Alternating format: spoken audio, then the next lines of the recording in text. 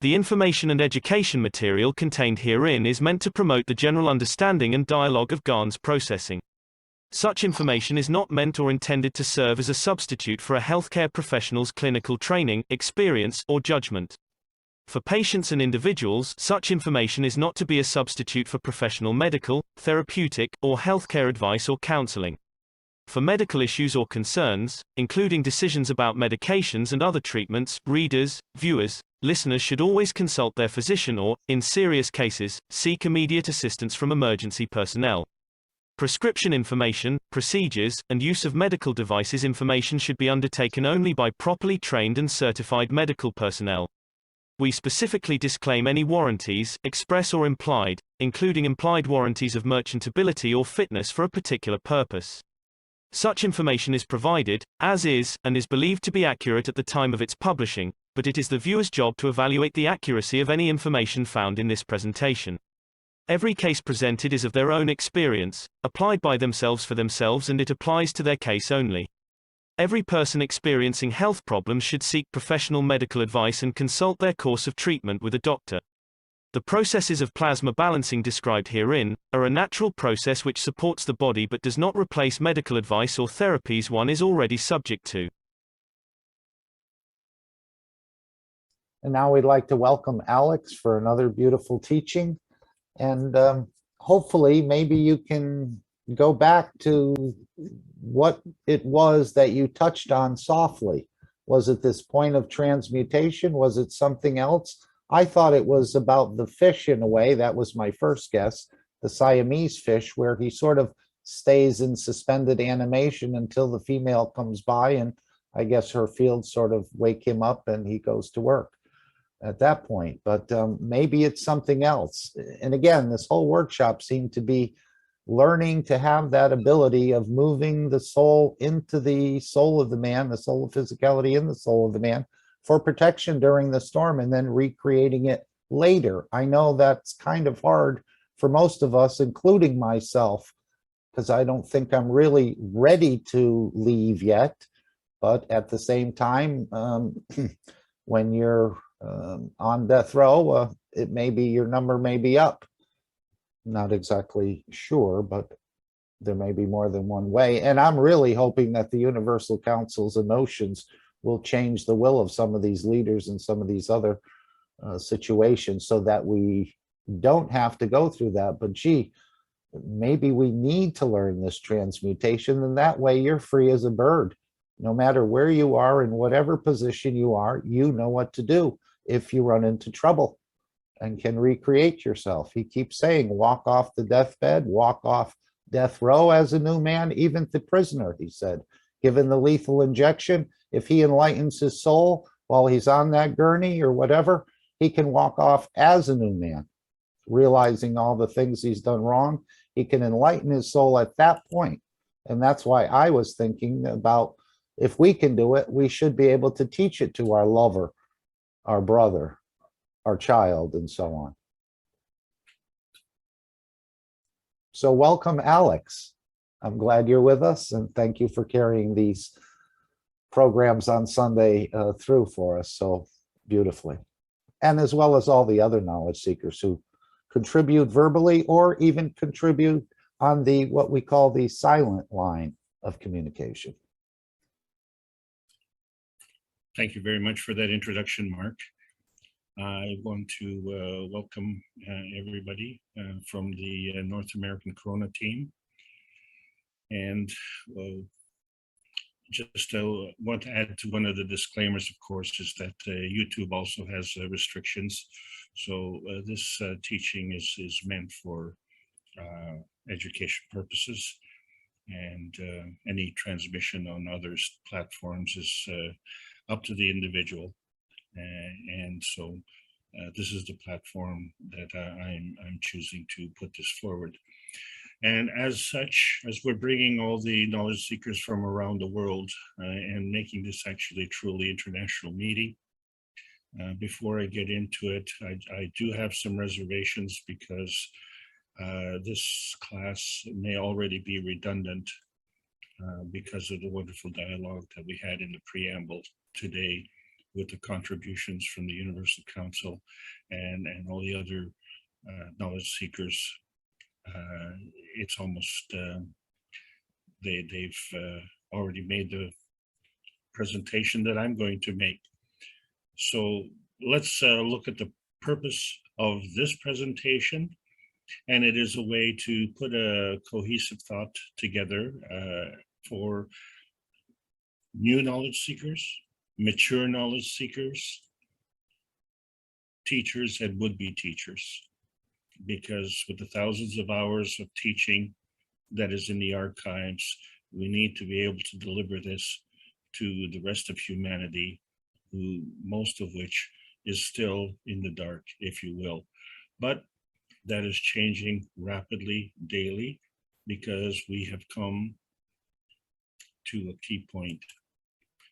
So this is the Keshe Foundation Spaceship Institute, Teachings in Plasma Science. We're at the intermediate knowing level. Today's subject is indeed genetic mutilation. My name is Alexander. This is November 21st, 2021. I am from Canada, but this is part of the Keshe Foundation North American Plasma Education Series. And unfortunately, we now have a fourth member. This, of course, in North America constitutes Canada, US, and Mexico. And in order of priority, we have a fourth member. And as you know, one of the provinces is Canada, is British Columbia. And in that province, we have the third largest city in Canada, Vancouver. And we have had a tremendous tragedy where we've had a state of mudslides caused by excessive rain and a state of flooding. And we are already in a state of pandemic and probably going into 23 months now. And this week it was also declared a state of emergency. So we have a merging of two states, and this is the United States of emergency. You see, because the Trans-Canada Highway has been severed, which was fundamental to building this great country. The Trans-Canada Railway has been severed, which is fundamental to building this great country. And there's a little bit of danger that the Trans-Canada Pipeline, which is now exposed because of the mudslides, and that is also in jeopardy. And so this is not a commentary. This is not a joke. This is the current reality, as thousands and thousands of people are living as refugees. And so as part of the intermediate knowing, this is an advance from what we did before. We started a year ago with the basic teaching. We learned about the terminology. We had to understand that terminology and then figure out how we knew this and what it meant. And so we decided to extend that by way of an intermediate teaching and an advanced teaching. And then we took an intermediate understanding and an advanced understanding. But you see, all of this is still basic, still very, very basic, because we're just at the point of change. And so we're only at the intermediate stage of knowing. And in addition to the many topics that we brought with the basic knowing, we are actually continuing. And you can see by the lessons that we had in the last few weeks, the dream state that everyone has been talking about with respect to last week, and what we touched on, we're going to touch on it again, because genetic mutilation is the subject today, and it is an extension of the dream state. So overall, we have to understand that we are teaching plasma science based on the books of Marin Tavakoli Keshe. Book number 1, The Universal Order of Creation, The Universal Order of Matter, The Universal Order of Creation of Matter. This is the plasma science. This is the plasma matter. And how did we get here? And where do we come from? And what is that connection? book number 2, The Structure of Light. And what was the origin of the universe? Are we at the origin of the universe? Or are we the product of the universe? So in many ways, we're saying, well, we're at the verge of a new tomorrow. Tomorrow is the same every day. It's an extension of today. And today is a preparation for tomorrow. And some people think that today is a direct result of the past. And yes, it is. But it doesn't mean that you simply extrapolate the past to come to today and then carry on to tomorrow. What you do today matters. It does affect the past, and we know that it affects tomorrow. And so this is what the new tomorrow is because we have a new understanding, and that is that the universe is energy in motion. The energy is always in motion, and the energy has a charge. And this is the fundamental part about the creation of the universe. The universe exists from energy.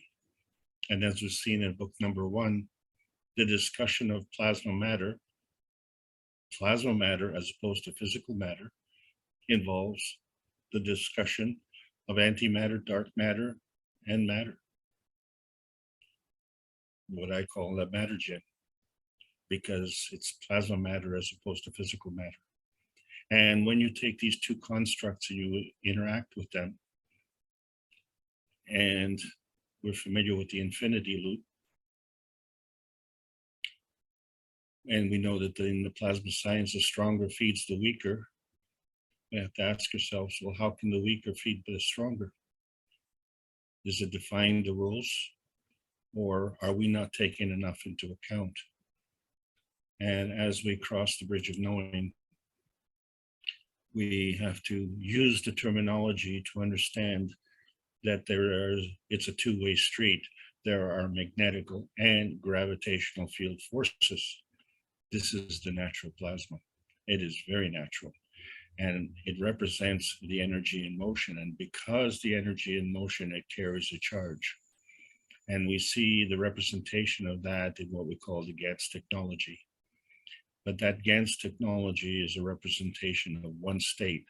And it starts from a monatomic reality of our basic earthbound dimension. And we can change in this earthbound dimension by going through various geometries. So having said that, it means that there are other dimensions, and those dimensions have different geometries. So within these geometries, there is a gradient, and the sharper the gradient, the greater the dynamism.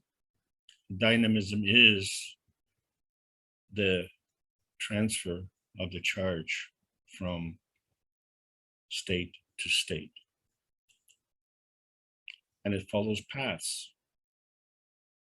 So when we look at our Earth and understand that our Earth is a physical manifestation of what? Of the magnetical, gravitational energies that are represented by repulsion and attraction. So the repulsion is actually an emission, and the attraction is actually an absorption. And through the emission of energy and the absorption of energy, these paths follow what we see as coming in and going out. But because energy is always in motion, the only way to contain the energy, it has to go around. And if we can't contain that energy, and if we can't absorb that energy, then it just goes right on through as if we don't even see it. So within our dimension and the susceptibility of getting that energy at our dimension only takes into account what we see from the ground to the sky, and the sky being the magnetosphere, which is the outer part of our current dimension. And so we will have a third part next week. And so we are going to discuss more about susceptibility, because you see, the thing is, nothing is nothing. And so if we don't see it, we don't acknowledge it. But you see, something is something, and it's always something. But something as opposed to what? Something else. And we see that in our Gants. All of us have made Gants, and we see the rotating field manifesting in the bottom of the cups. And if we allow it to perform long enough, it actually creates a hole in the middle. And you say, well, wait a second, there's nothing in that hole, but there's a hole in my Gants. Well, we find that maybe there's a soul in that hole. There has to be something. So when we are discussing principal matter, we know that energy is traveling through space. And so what do we mean by space? So we have an Earth space, we have an outer space, and these PM ticks, which are energy packs, are flying through space. And when they come together with a common denominator, they interact. And this interaction creates a force field. And when that field develops and it becomes in balance, we call that a maggrav. So part of the creation is to create a maggrav condition. And we found that last week that we could do that in our dreams. So that means there's something in the background. And now we have to re-examine our point of view and understand, are we looking at things only from the physical point of view, or can we look at it from the plasmatic point of view? And even, what does that mean? So we had to introduce new terminology. So we all understand the basic dimensions of X, Y, and Z axis. The X-axis is transmission, and transmission involves rotation. That's how the energy stays within the maggrav. The Y-axis is represented by polarity. So that energy cuts across lines of transmission. That's why it's called transition. And so when we have a field strength develop through the combination of the transmission and the transition, that manifestation is transmutation. So transmutation is the plasma, and the plasma is at the core of the field strength. Well, one field strength is unique, and it interacts with another field strength, which is unique, and the two interact, which creates a dynamic plasma. So this is where the dynamism comes in. But it's not only two, it's many more. And the question we always have, which way is the energy moving? Because the energy is always in motion. So that determines the charge. And this charge of energy can travel through various dimensions. So we already spoke about the Earth dimensions, and we can go through various ranges in the Earth dimensions. Well, we can go through various ranges through the emotional dimensions, and we can go through various ranges through the soul dimensions, because all of these dimensions carry a geometry. So we come to a word called transcendence. And so what does that exactly mean? Well, transcendence is an elevation of an energy state. And how far does it go? So when we introduce more terminology, and this is from a previous class, we talked about transformation, transcendence, and transmogrification. And how they refer is this, because the old science says it's not possible to regrow limbs. The old science says it's not possible to change skin color. The old science says it's not possible to change one's nature. And the plasma science says, well, it's not possible for you unless you restate and add to the knowledge that you achieve by connecting the dots, if you will. So we have PM ticks that are flowing through space. We didn't say which space, but we are saying it's a pre-amino acid condition. And they manifest themselves into a magrav, and we didn't say where, but what we are saying, it's a post-amino acid condition. If it's a post-amino acid condition, then it is gravitational and it is physical. We just didn't say where. And if it's PM ticks, it's magnetical. And likewise, we didn't say where. So between here and there, wherever here and there is a transition zone. Okay. And so we can do the same thing on this planet.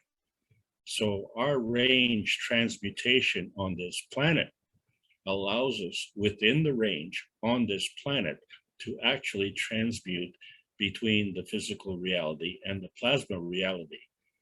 But our point of view has to be from our point of view, not the Earth's point of view. You see, because we are magravs, we are gravitational, and we are a dynamic plasma state. Well, actually, we're in the plasmagen state because we have a physicality that is created from this plasmagen state. And this plasmagen state is interacting with other plasmagen states and creating this dynamic plasma state, which we see as life on this planet. So the principal matter is manifest from the dynamic plasma state, and the transition matter is manifest from the plasmagen state. And the transformation comes therefrom. So the transformation takes into account our dream state, and it takes into account the inertia, which is the interaction of the earthbound state. And so when we get into the earthbound state, the precondition there is the matter gen, which is the interaction of our state, our soul state, with the Earth's soul state. And the manifestation therefrom is the physicality, of which we're able to see 3 different states. In simplified terms, the GAN state, the nano state, and the physical matter state. So that becomes our magnetical direction. And so we have, because of our physicality, we have imposed soul limitations because we are ignoring the origin of the energy. What we're seeing is only the manifestation, which is our body, which is our transportation vehicle. Well, we have to understand that our transportation vehicle is on the Earth, which is a transportation vehicle. And the Earth as a transportation vehicle is part of the principal universal field, the magnetic field strength of the universe. And there is a connection. So there is a connection with all these things that I've just mentioned. That is the GANs of connection, and we can't see it. So we are now learning how to unbuckle the chains of man. And we see in our atomic understanding of physics that the atoms are chained together and they link up. But we found that we can unchain these atoms by putting them in a monatomic state. So a monatomic state then means it's self-contained, but part of the whole. and the whole is self-contained. And when I say whole, I'm talking about the total product. So the monatomic is a component of the total product. And we, as individuals, are monatomic with relation to the field strength on this planet. So there's an interaction and it goes on daily. So we find that our soul, the soul of man, has a system and a functionality. And we all have different levels of understanding of that. And as we're trying to understand the soul of the man, but we're applying terminology to try and explain that. And I think we all understand that if someone is describing music to us, there aren't words to express the music properly. The only way to appreciate the music properly is to actually listen to the music and experience it firsthand. So this is the difficulty with the soul of the man system. The nearest that we can get to is the soul of the body system, because as we discussed last week, people who are clairvoyant can see the silver cord connection between the physical body and the soul of the body, which is in the dream state. But this connection is actually a coil, and this coil is springy. So in other words, when we go to sleep in the horizontal position, which is why we are part of the horizontal community. The soul is able to leave the body and do what it needs to do. But in order to do that, it has to stretch this springy connection. And it recoils this springy connection at a certain point in time. And it comes back into the body.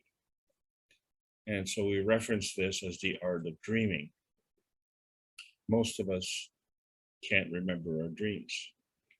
We need to actively work at that. You can practice that. You can achieve that. So as we are aware that we have this capability, you will find that you will remember your dreams more and more and more. And these dreams are part of the soul of the body system. So this is what we know, that when we go into our dream state, the soul of the body leaves our body and leaves our body behind. But the soul of the body is connected to the body and will return in the morning. So we are heading into uncharted waters. And when I say uncharted waters, I'm talking about the earthbound community. So if I'm conducting this class, and I am conducting this class, then I'm the leader. But I have to tell you that I'm going into uncharted waters. By being a teacher, I'm also becoming the student. And so you say you're following the leader. Well, you're actually following the student. So what we have to do is collectively sort it out. And one of the ways to do that is to tune into the universe.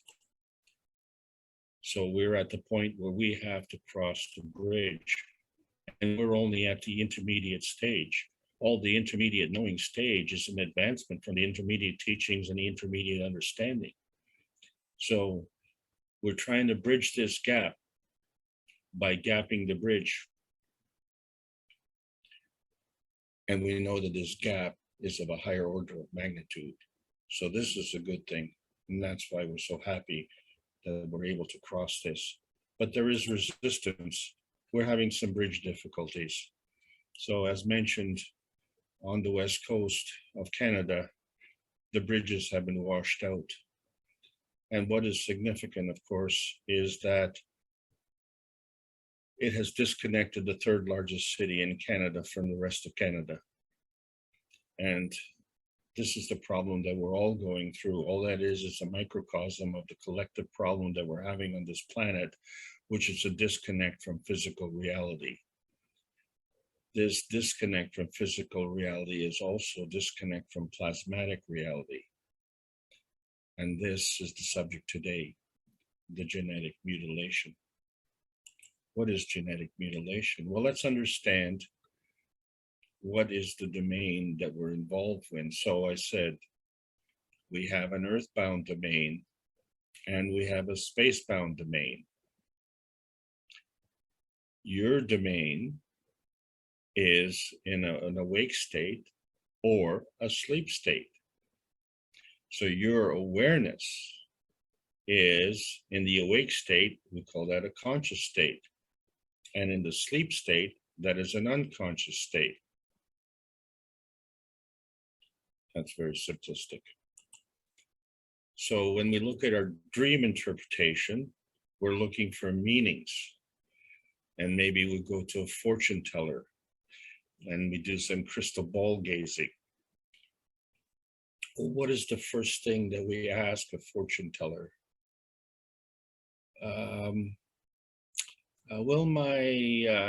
Will our family business be successful?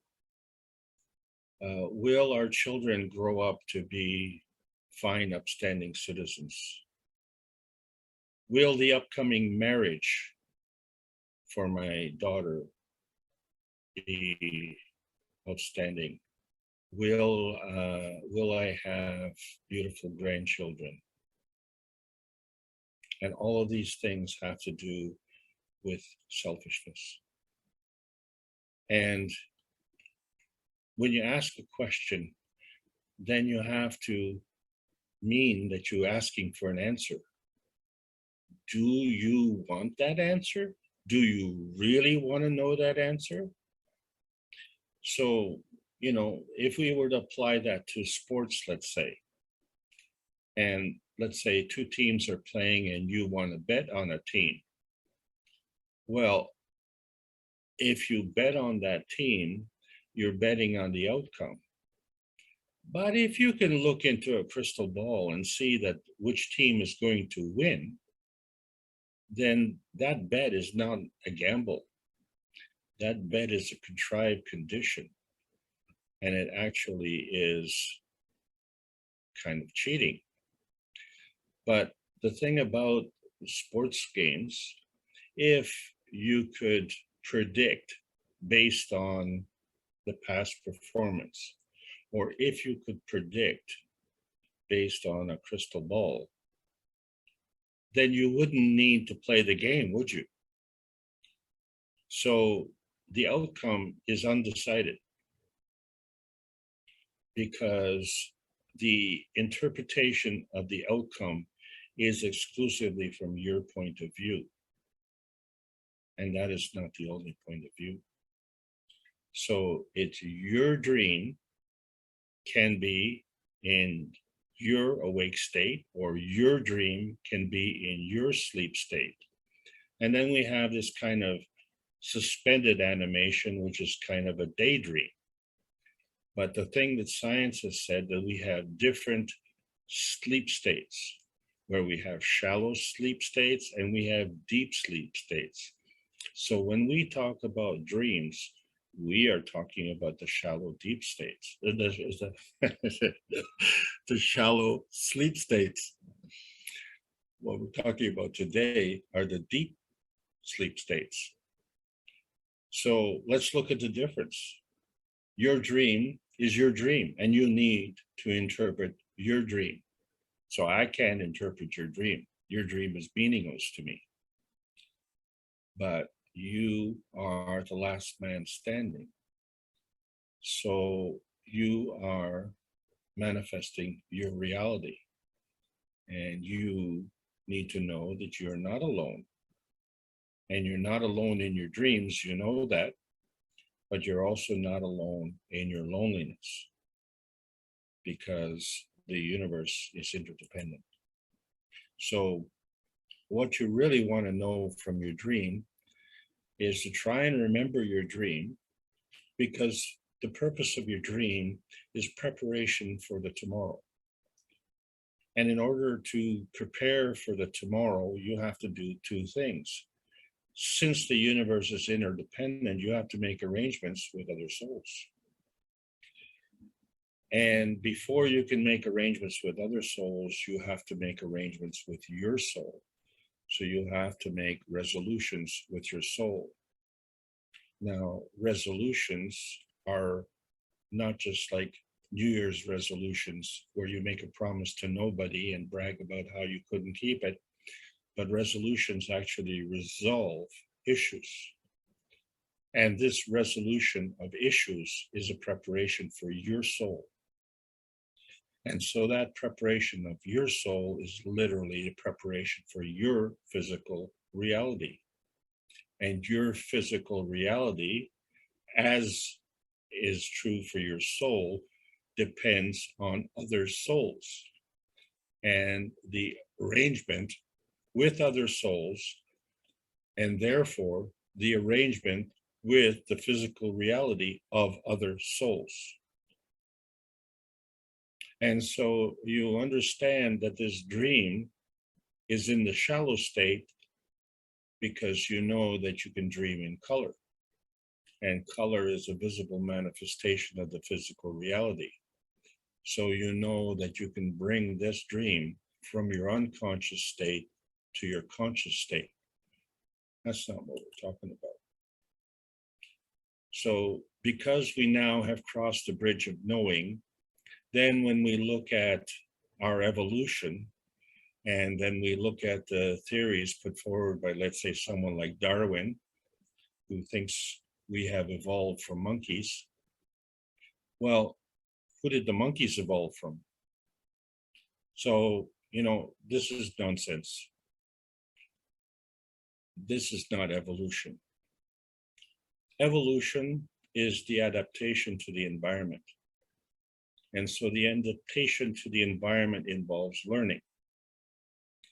And so it's the rate of learning that determines your evolution. And the rate of change in your environment determines your adaptation.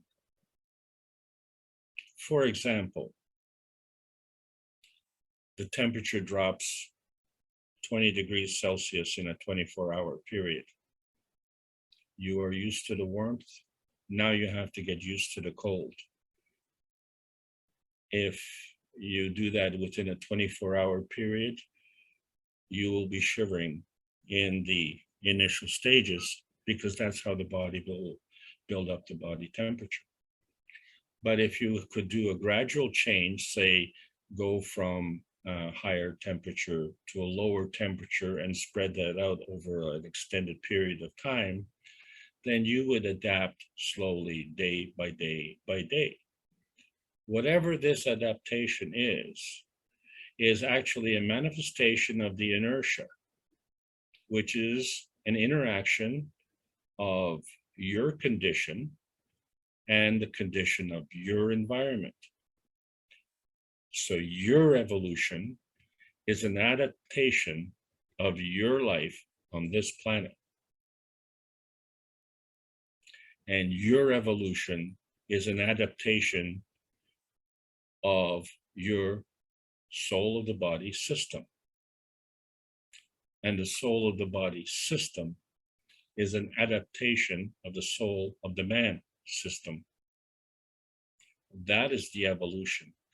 And the dependency of that evolution and the rate of change is dependent on your skill with understanding how your evolution interacts with the field strengths of your soul, the soul of the sun, the soul of the earth, and what we call inertia. So there's a genetic sequencing. And I use the opposing thumbs in your hands as the proof, you see, because genetically we say, well, the DNA coding is what determines your physical context or physical construct, excuse me. Well, if the DNA is the same in every cell, in other words, if the DNA is the same in your right thumb and the same in your left thumb, then how can the DNA be the factor? So the DNA is not the factor. The DNA actually is saying that you have a right thumb and a left thumb. But the rightness and the leftness is not dependent on the DNA sequence. The DNA code is ingrained. So the DNA sequence comes from the RNA sequence. And so that is predetermined that you would have two opposing thumbs. So where does the mRNA come in? So the mRNA interacts with the environment, and that affects a code change. And what that does is it allows the DNA then to be modified. And when the DNA is modified, that involves a code change. So questions you ask is, why is this code change and who is, doing this? Well, the question is the answer. So we have a couple of ways of doing genetic sequencing. So the natural way, and I've talked about Rupert Sheldrake before, who brought on the theory of morphogenic resonance. And it is a very good theory. And it's a good theory because he's classified as a scientific heretic. And we know that the science, the way we've been taught in school, is on the leeward side of the watershed. And so on the windward side of the watershed, he would be considered pseudoscience. But you see, that you can adapt to any kind of environment given the rate of change. So if it's hot and it changes to cold, you can adapt. So like someone today says, well, it's a very cold day, so the temperature is -2 degrees Celsius. Well, it's November. In February, -2 degrees Celsius is a tropical day in my neck of the woods. I'd have to take my coat off and wear a short sleeve shirt because we have adapted. Well, how do we adapt? Is that a genetic adaptation or is it a morphogenic adaptation? So in other words, the morphogenic adaptation takes into account the environment. And the environment adaptation involves an energy transfer that we call inertia. What does our soul do? So how does our soul affect our body? So one of the reasons that we have to sleep is so that our body can refresh itself. So therefore, the purpose of the soul is to input, shall we say, new energy into the body. And so this would be the purpose of the dream state. But as we know that we have night dreams and we have daydreams. And we also know that we have a suspended animation. So we could do a suspended animation like during the daytime. And how many times have you heard the teacher in class say, wakey, wakey, you're not paying attention. Oh, yes, that's right. I was dreaming what I was going to do this weekend.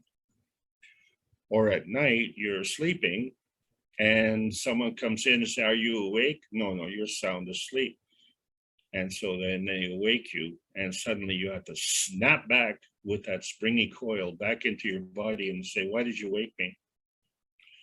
Well, what we want to talk about is beyond the soul of the body's input.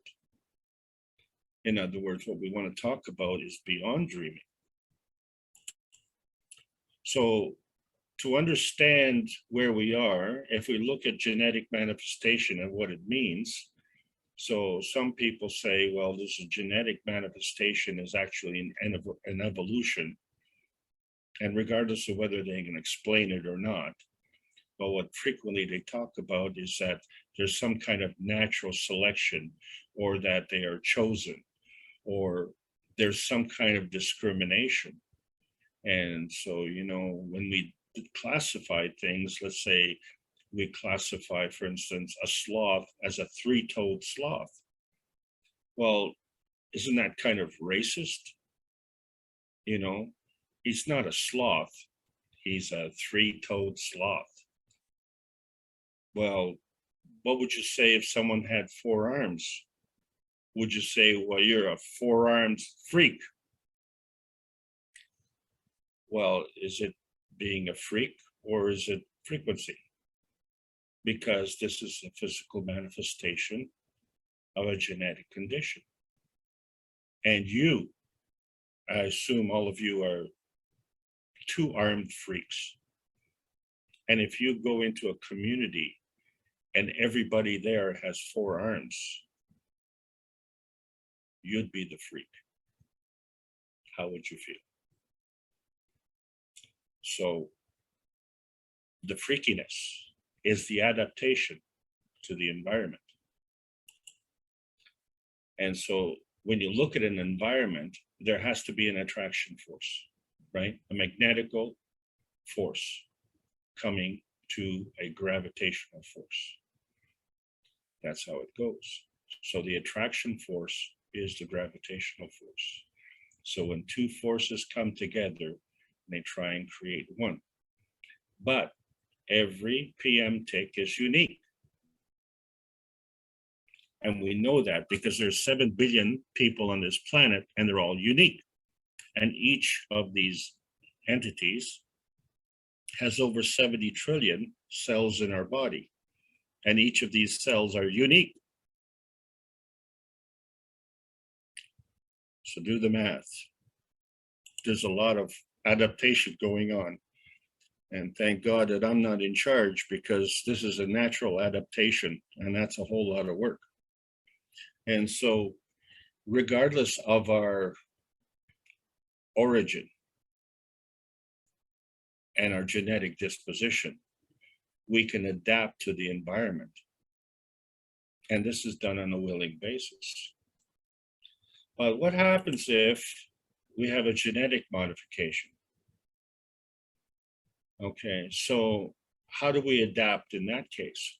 Well, you see, the problem with the genetic modification is that it remodifies your DNA, and this is a natural process.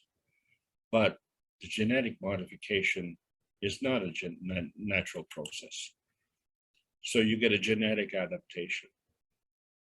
So the thing to understand about a genetic adaptation is the sequencing.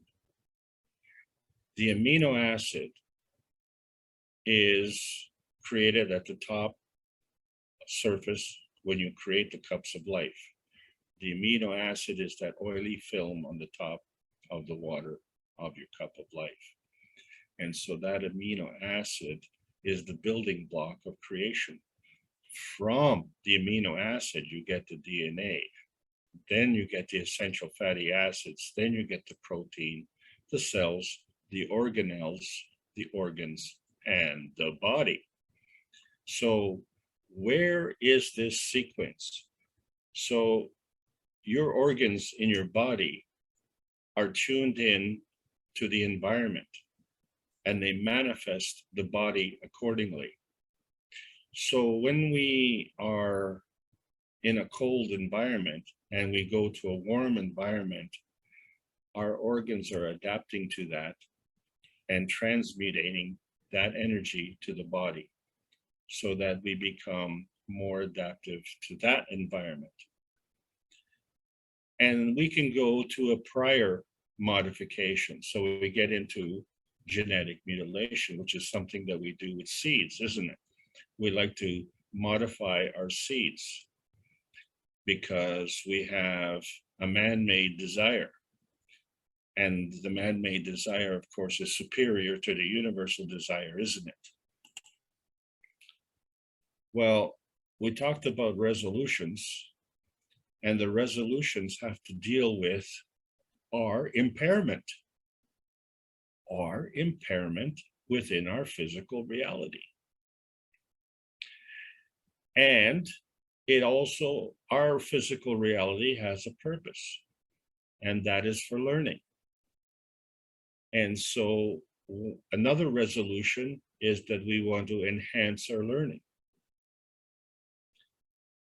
And furthermore, we want to rest and revitalize.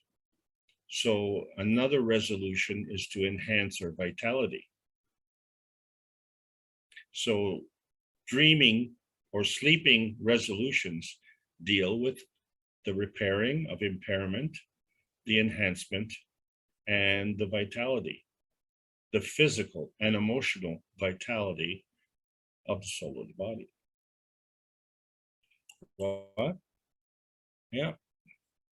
So in the dream state, which is the near state, this is what you can remember.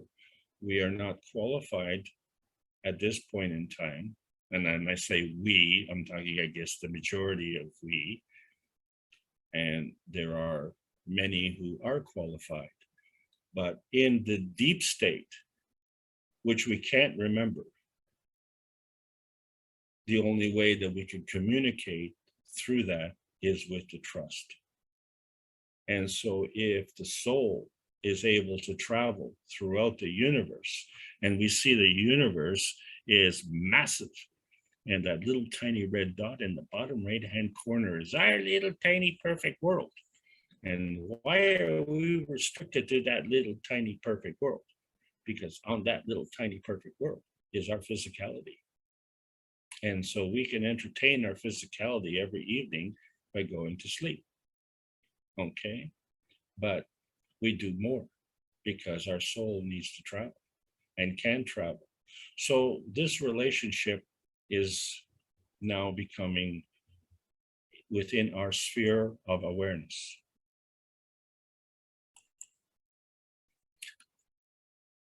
So let's understand transformation. When we go to sleep, we're still connected to our body. If we're in a coma, we're still connected to the body.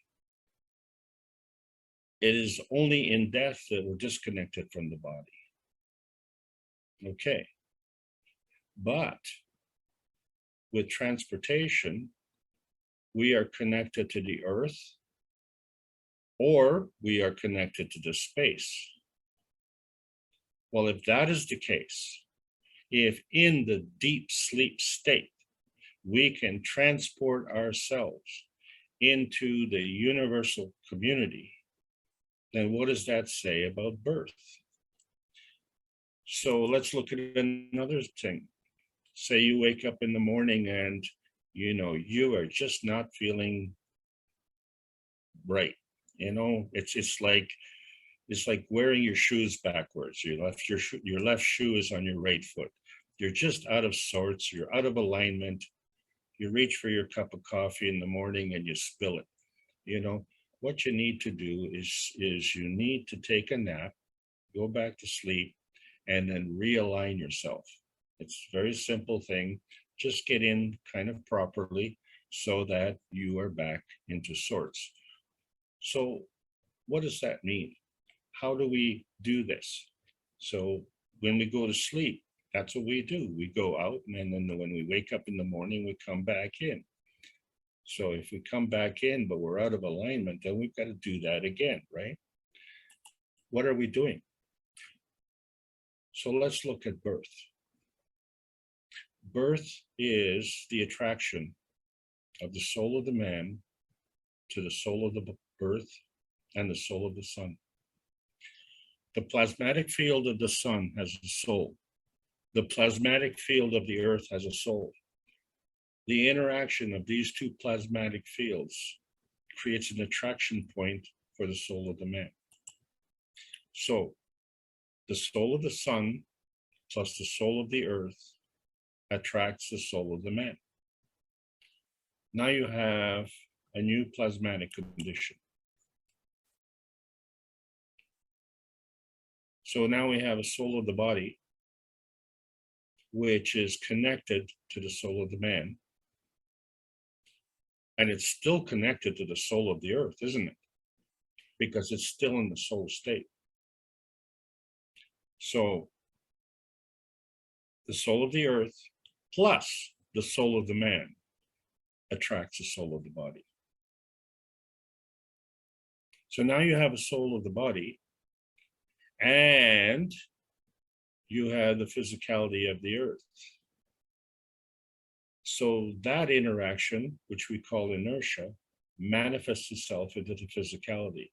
So the physicality, therefore, is the soul of the earth plus the soul of the body manifests itself into the physicality of the body. This is the soul sequencing. So when we're looking at birth, the soul of the man interacts with the soul of the body being the spirit. The spirit of the man interacting with the soul of the earth manifests the RNA. The RNA, being maternal, interacts with the physicality of the earth and manifests into the physicality of man, which is the manifestation of the DNA, which is paternal.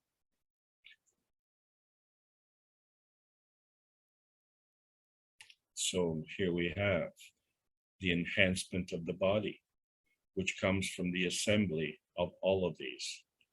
And so when we're born with everything that we need. We have the vitality of youth and the beauty. And so the soul of the body is within the physicality, and the soul of the man is within the soul of the body. And so this is all coming together by us understanding the relationship between magnetical forces and gravitational forces. So wherever they are, when we didn't say where they are, when they come into balance, that is a maggrav condition. So on this planet, we have a physical science that is scientific, and we have a spiritual science that only deals with the immediate environment. And if we can add these two together, then we come with what we see as a better explanation of the manifestation on this planet. The manifestation of our cells is an interaction that is coming from the environment and our matter gen. So our matter gen is a precursor for our cells.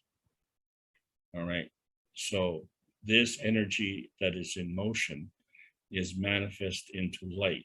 And we know that it's light because the light is converted from our soul, because our soul is not visible, but light is visible. And so that's the relationship. When we're looking at our basic DNA, we can see that all of these genes within the DNA are coming together and creating this spiral, this helical coil. And we see the interaction on the right-hand side with the vertical RNA and the horizontal DNA. Now, if we were to take this gene that we've outlined here in red and target that, what happens? Well, we are able to splice in something that would come in and change the code.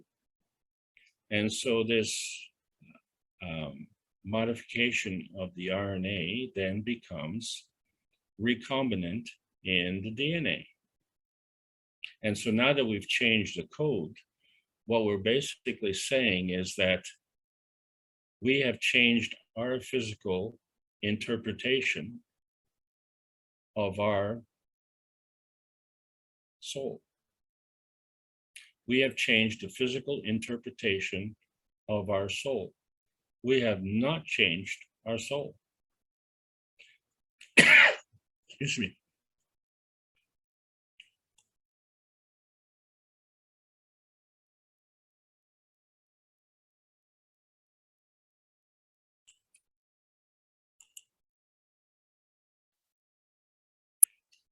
Our soul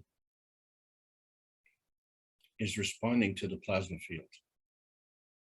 Our physical state is responding to the small m matter state. So we know that there are physical states and plasmatic states because we can sense it. But there's a common denominator. So the vertical enhancement units are working with these common denominators. And these common denominators are interacting with what we call the truth. So going back to a famous scientist, Herman Weyl, and when we talk about the principles of flow and connection, we have to understand that there's no such thing as one and the same energy at 2 points in time. In other words, one portion of matter occupies one part of space at a definite moment of time. We're just not saying where this space is. So if we understand this, then if we go into the vertical enhancement unit, and if we understand transition and transcendency, and if we take the interaction of the plasma fields, which if we take the physicality, transmutate that, and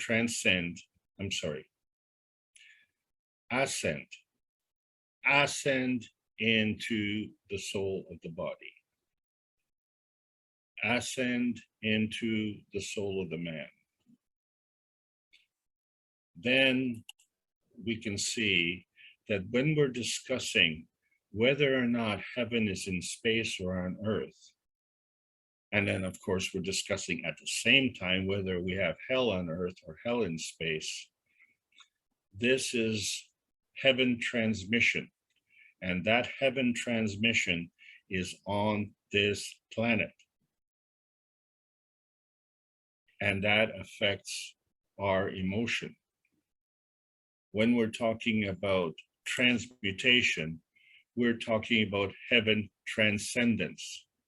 In other words, transcending to a higher field strength. So the soul of the body works at a higher field strength. The soul of the man works at an even higher field strength.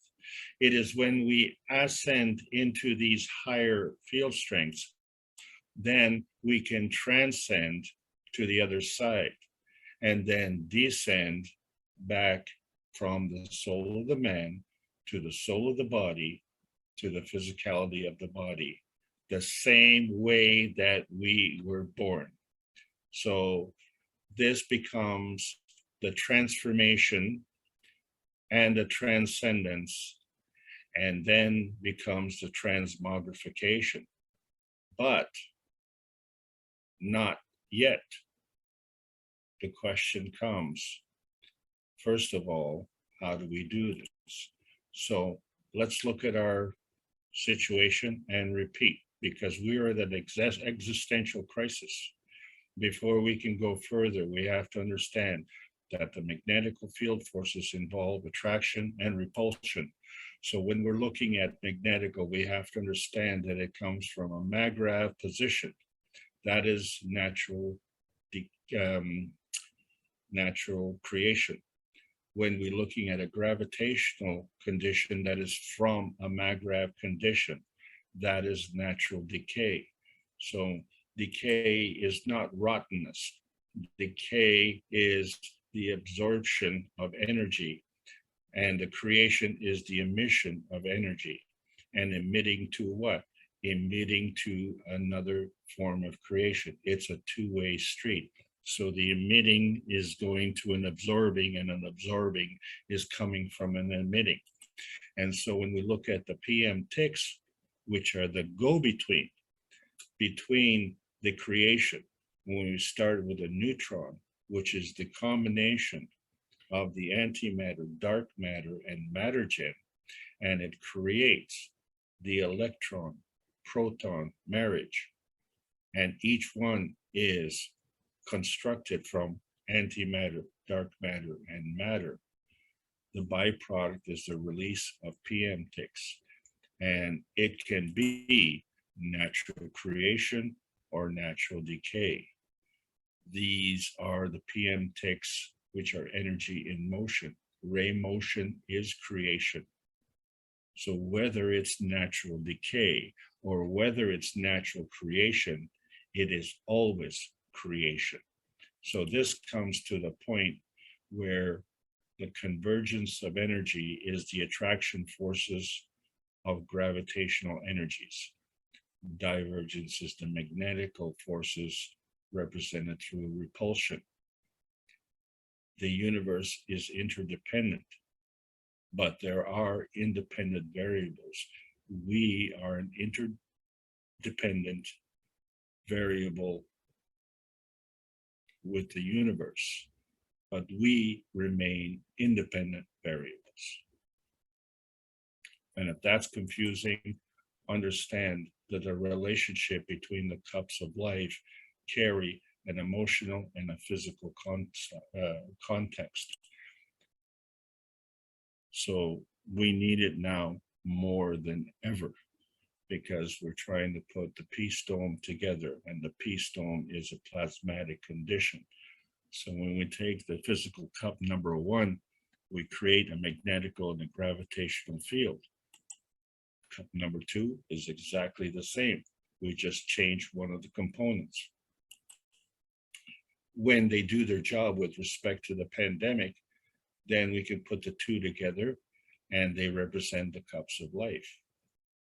And as the cups of life, when they come together, they're actually representing the cups of man. And so collectively, they have a Maggrath condition. Within two plasma fields, we have an attraction of the soul. So each cup has a Maggrath condition plus a soul. And the collection of the three cups has a Maggrath condition plus a soul. And that is now coming together with the inertia, which is the interaction with the field forces of the sun and the earth. And then as we manifest into the physicality, we have to interact with the physicality of the earth.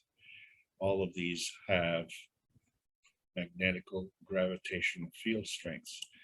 And so as we look in our history, and we will review more history, when we look at a teacup or we look at a plasma ceramic cup of life, can we really tell what's going on just by looking at the superficiality? There's a big difference between the superficial appearance and the substantial appearance, and you have to know the difference.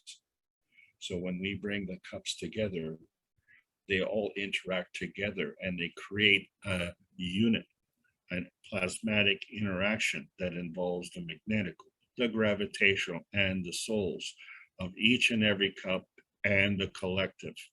So when we look at the periodic table of elements, you have to understand they're elementary. That means they're working solo. They're all by themselves. Life is much more complex. We have to understand that the sum of the parts is greater than the sum of the parts. So all we have to do is understand the details of knowing. Knowing the details is extremely time consuming and energy consuming. So to make matters simple, we just revise the periodic table of elements, which we'll be discussing in further classes down the road. And just so that you know, we've taken the left-hand columns, put them over to the right, and you'll see the significance of the copper and the zinc in the cup number one, the cup of life, and how important that is and how it takes into account both sides.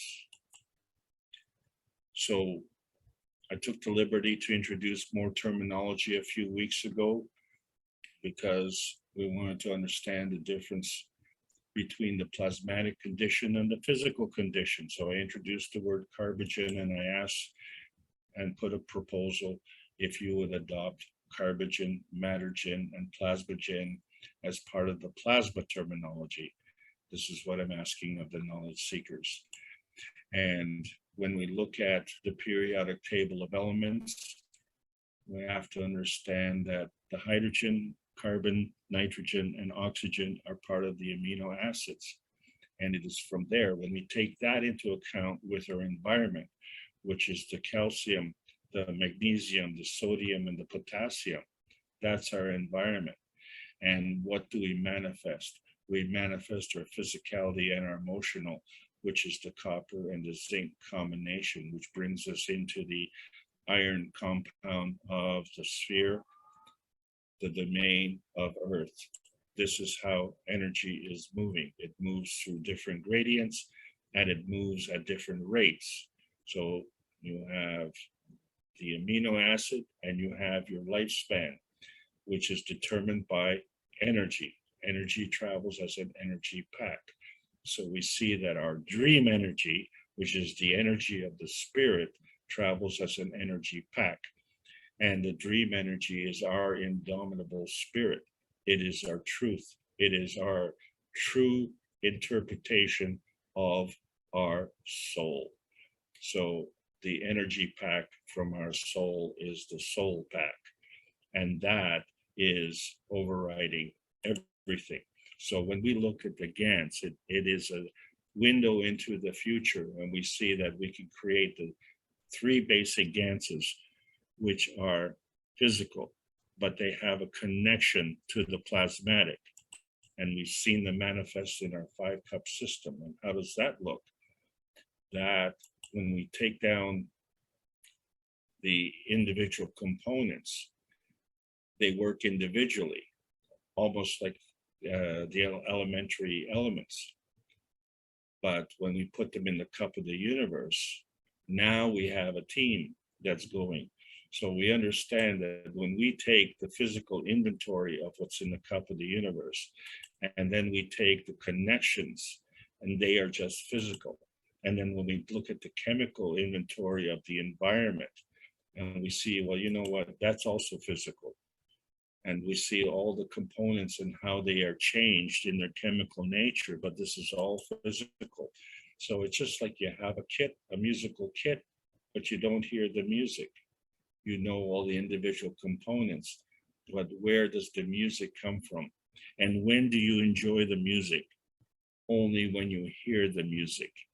So only non-tangible, non-visible state, but at least you can hear it in the audible state. So the point is that we have a windward side and a leeward side, and the difference is it's a watershed. We have some missing ingredients between our plasmatic reality and our physical reality. And so the GANS is doing some funny things which the physics and chemistry could not explain. So this is why we've gone out of range with those particular subjects.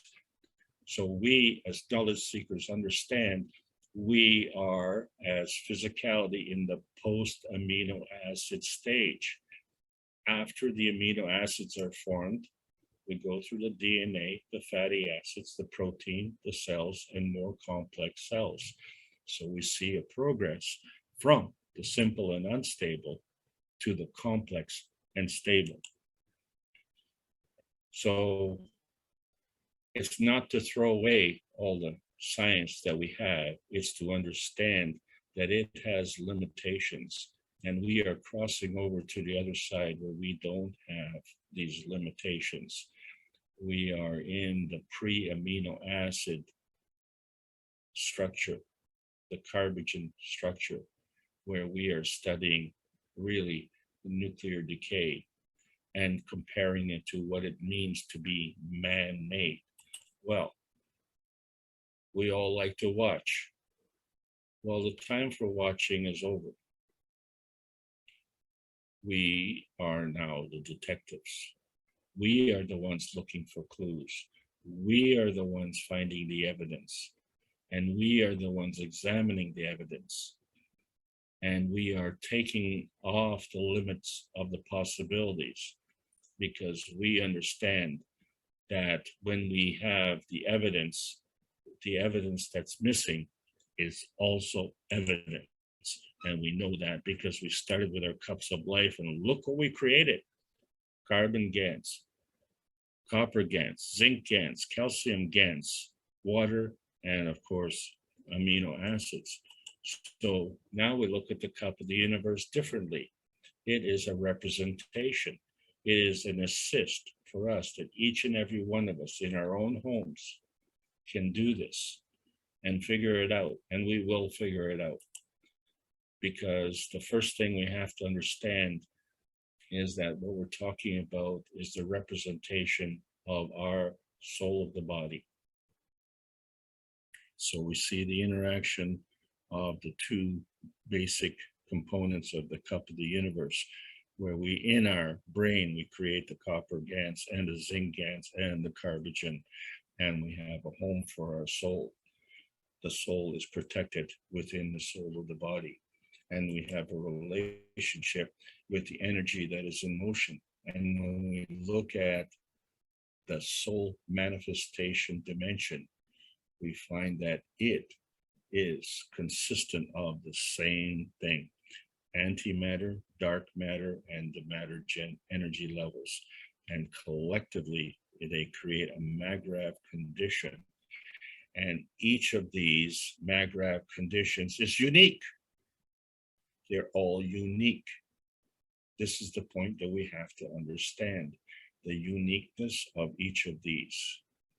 And the collection, by common denominator, create a soul manifestation dimension, which involves a Magravh condition and a soul.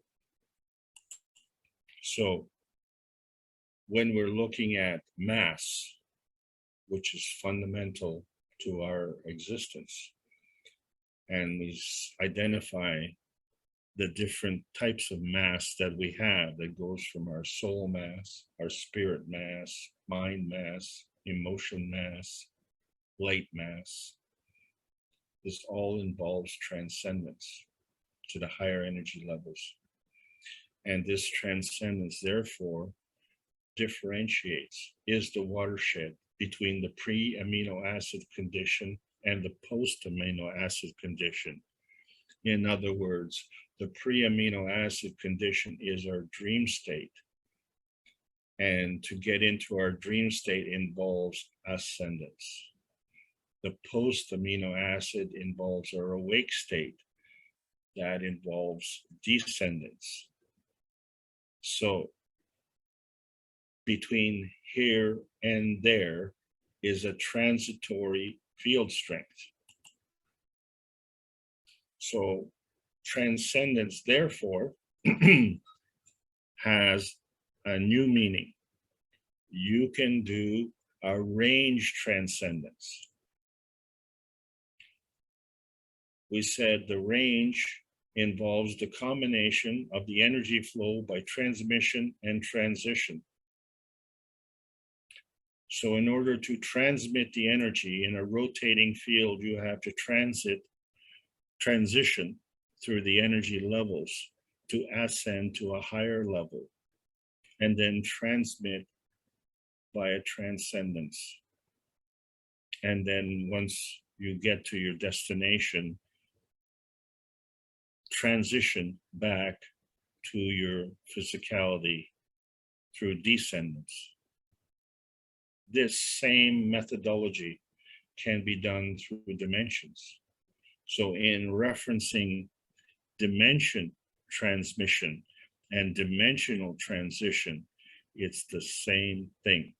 The dimension is involving a rotating field strength, and the transitioning in this field strength is the ascendance, transcendence, and descendance through the various energy fields.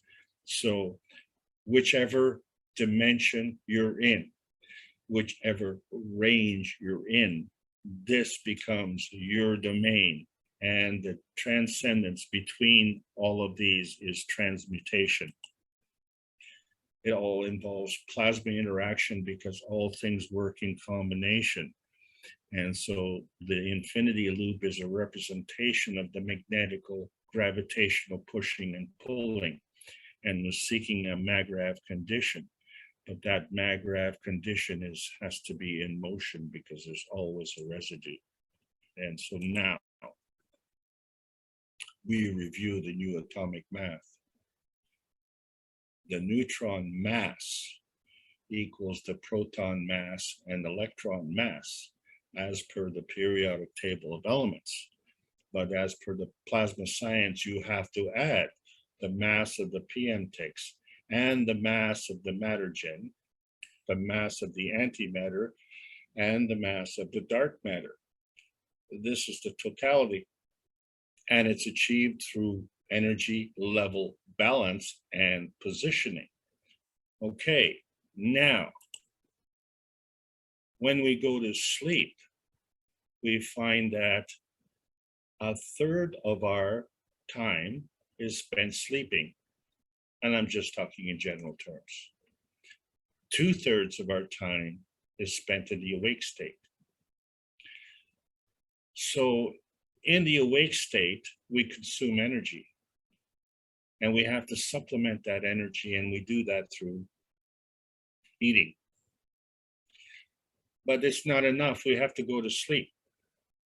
So this is a unique condition of our awake state. So when we go into a sleep and we do this preparation, well, we can do that through suspended animation, or we can do that through daydreams. But the best one is when we go to sleep. And then we find the recovery is in the dream state. And so the dream state is an activation on the soul of the body.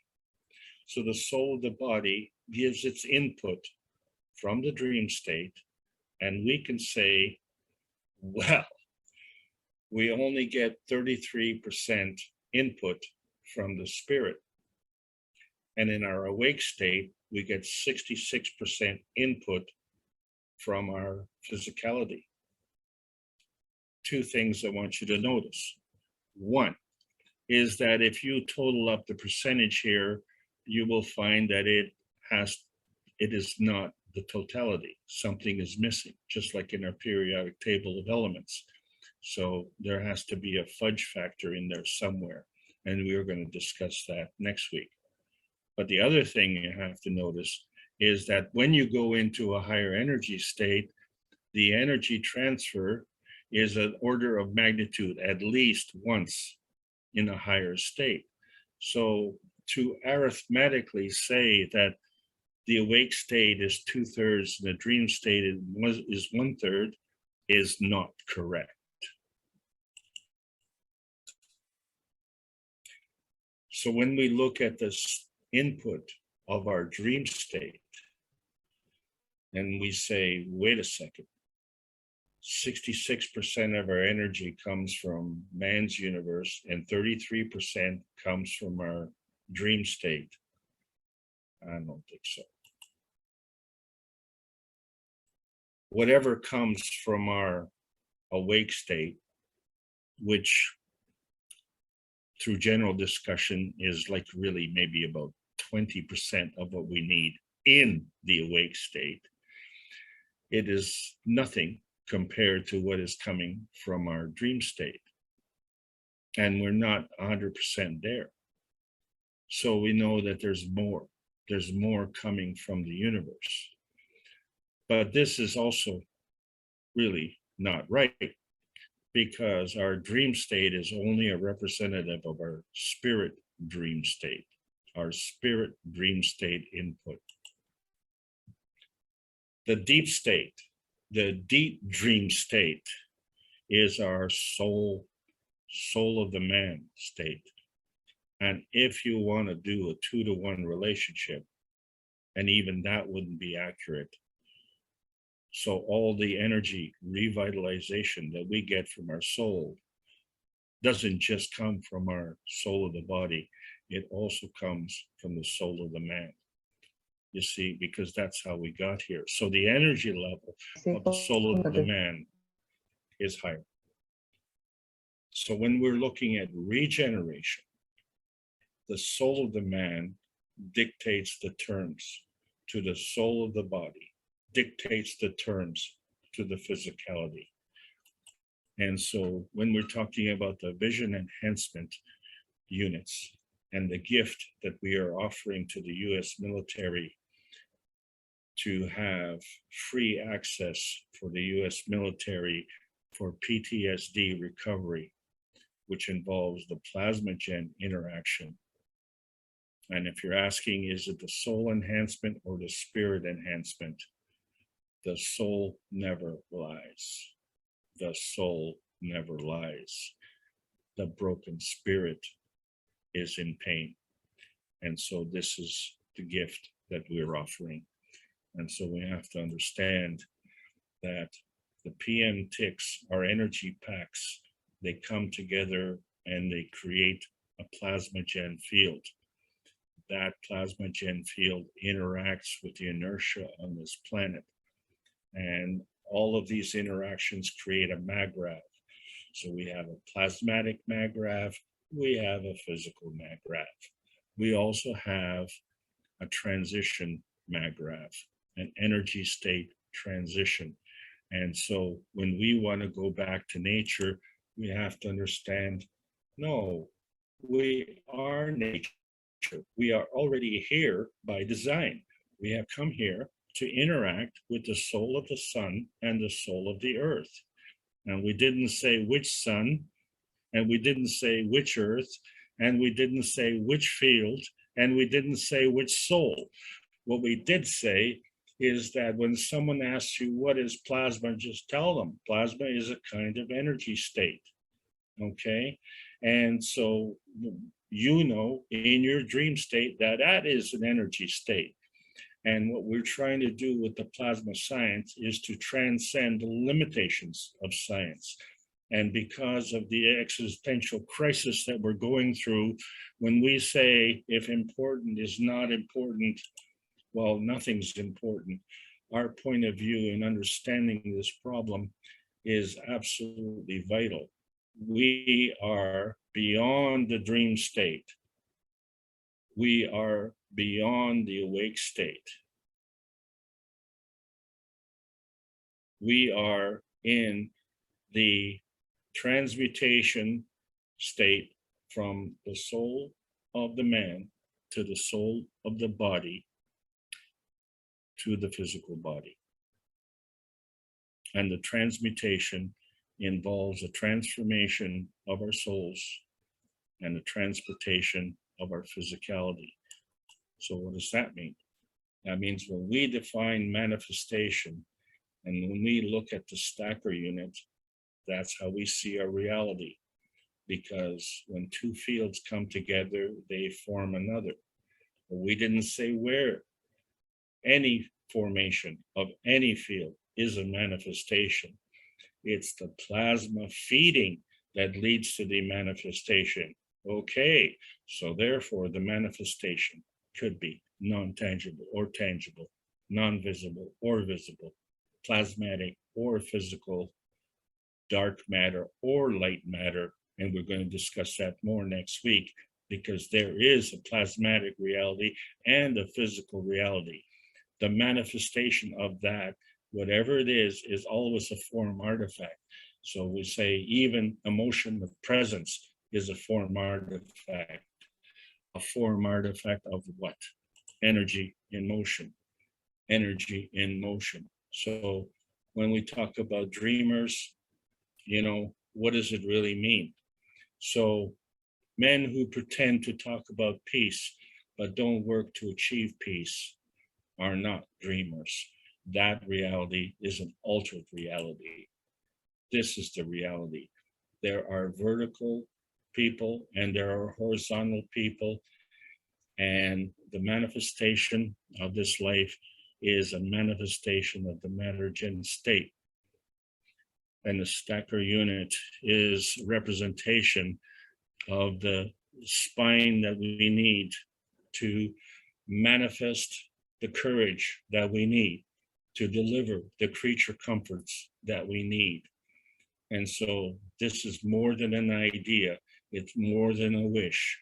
It comes from the love of humanity, the love of this planet, the love of the universe. And that feeding is not discriminatory, except to say the higher strength feeds the weaker strength. So we have a stacker feeding, and that stacker is feeding everything, all 70 trillion cells in our body and all 7 billion souls on this planet and beyond. And beyond. So what we're saying is that being man-made is understanding the role of man, but being man-made is not a bad thing. Misunderstanding the role of man is where we run into the problem, because when we're binding energy through self-serving means, in other words, at others' expense, then here's what happens. We become abusers and users. And to understand that man is not perfect, okay, but man has perfect free will. The fact that we're not using it is our problem. And genetic mutilation is not enhancement. It is post-amino acid. And this kind of burden is an eternal burden for those who are carrying that burden. So the universe has a different burden. It has an ethos, and that involves morality, compassion, and courage. And so what does that mean? Well, ethos constitutes ethical behavior. And ethical behavior abides by universal laws. So unethical behavior violates these universal laws.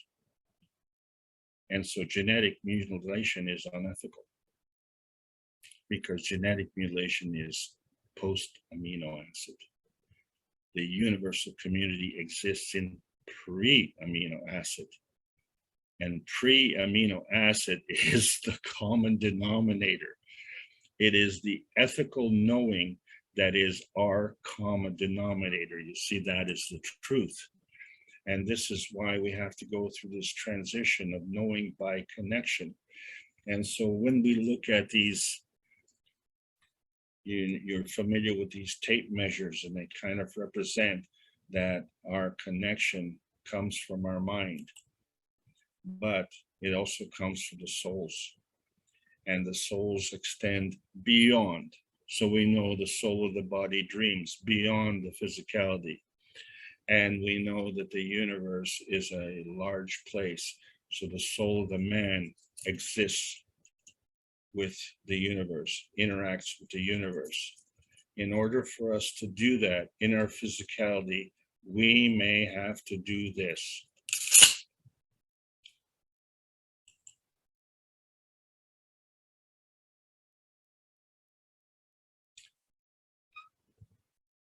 If we want to use the vertical enhancement unit, and cross the bridge of peace,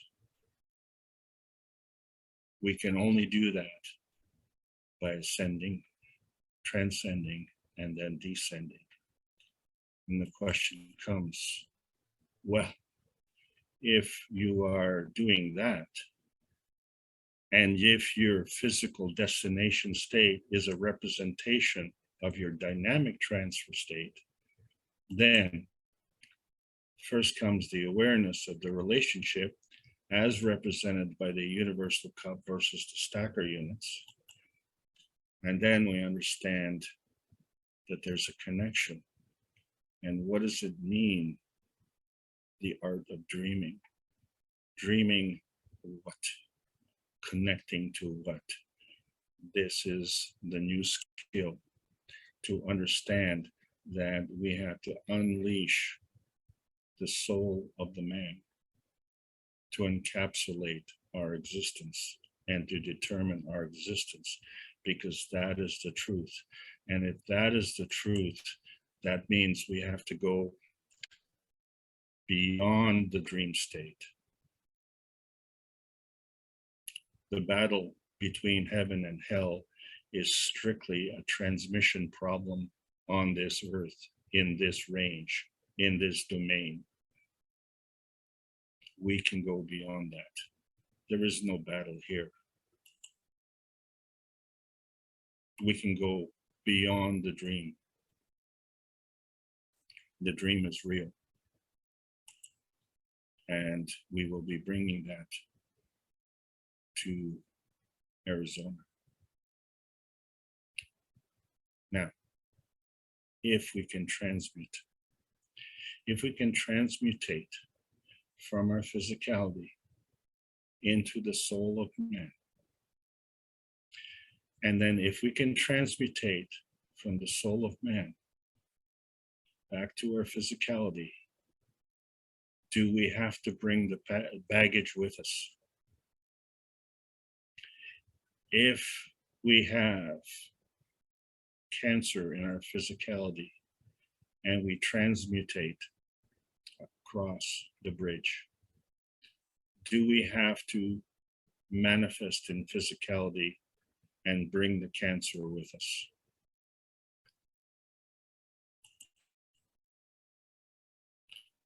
So what goes around comes around. And this is why the Universal Council is not based in any kind of physicality. It is based in the universality. And the universal community understands these rules, but the universal community is also suffering these rules because we all have a common denominator. And that is, we need universal peace. So the physical imbalance that we face is a disruption of this peace. And so if we are going to cross the bridge of peace, we don't bring the baggage with us. The common denominator is the ethical knowing, not the physical pain. And we are the independent variable, and we are the messengers. And so the Keshe Foundation Spaceship Institute is delivering plasma science into the public domain and asking for the signing of the World Peace Treaty, individually and collectively, to bring physical and emotional harmony and vitality to all the souls on this planet and all the souls in space and all the truth seekers. Because as truth seekers, then we become patriotic difference makers. And that is the universal language of knowing. We are all universal earth patriots, and the plasma science needs to be delivered in exchange for peace on earth. Welcome to the new space age. Thank you very much for allowing me to make this presentation.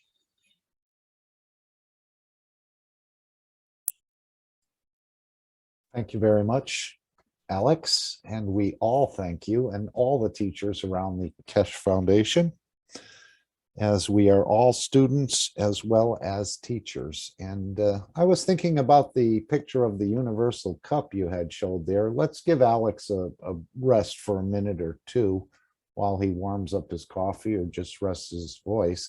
And as has been our tradition there, we just ask, is there anyone here for the first time that like to introduce themselves? I see a couple names I don't recognize, but I think most people are here and have been here. This isn't their first time. I saw Fernando.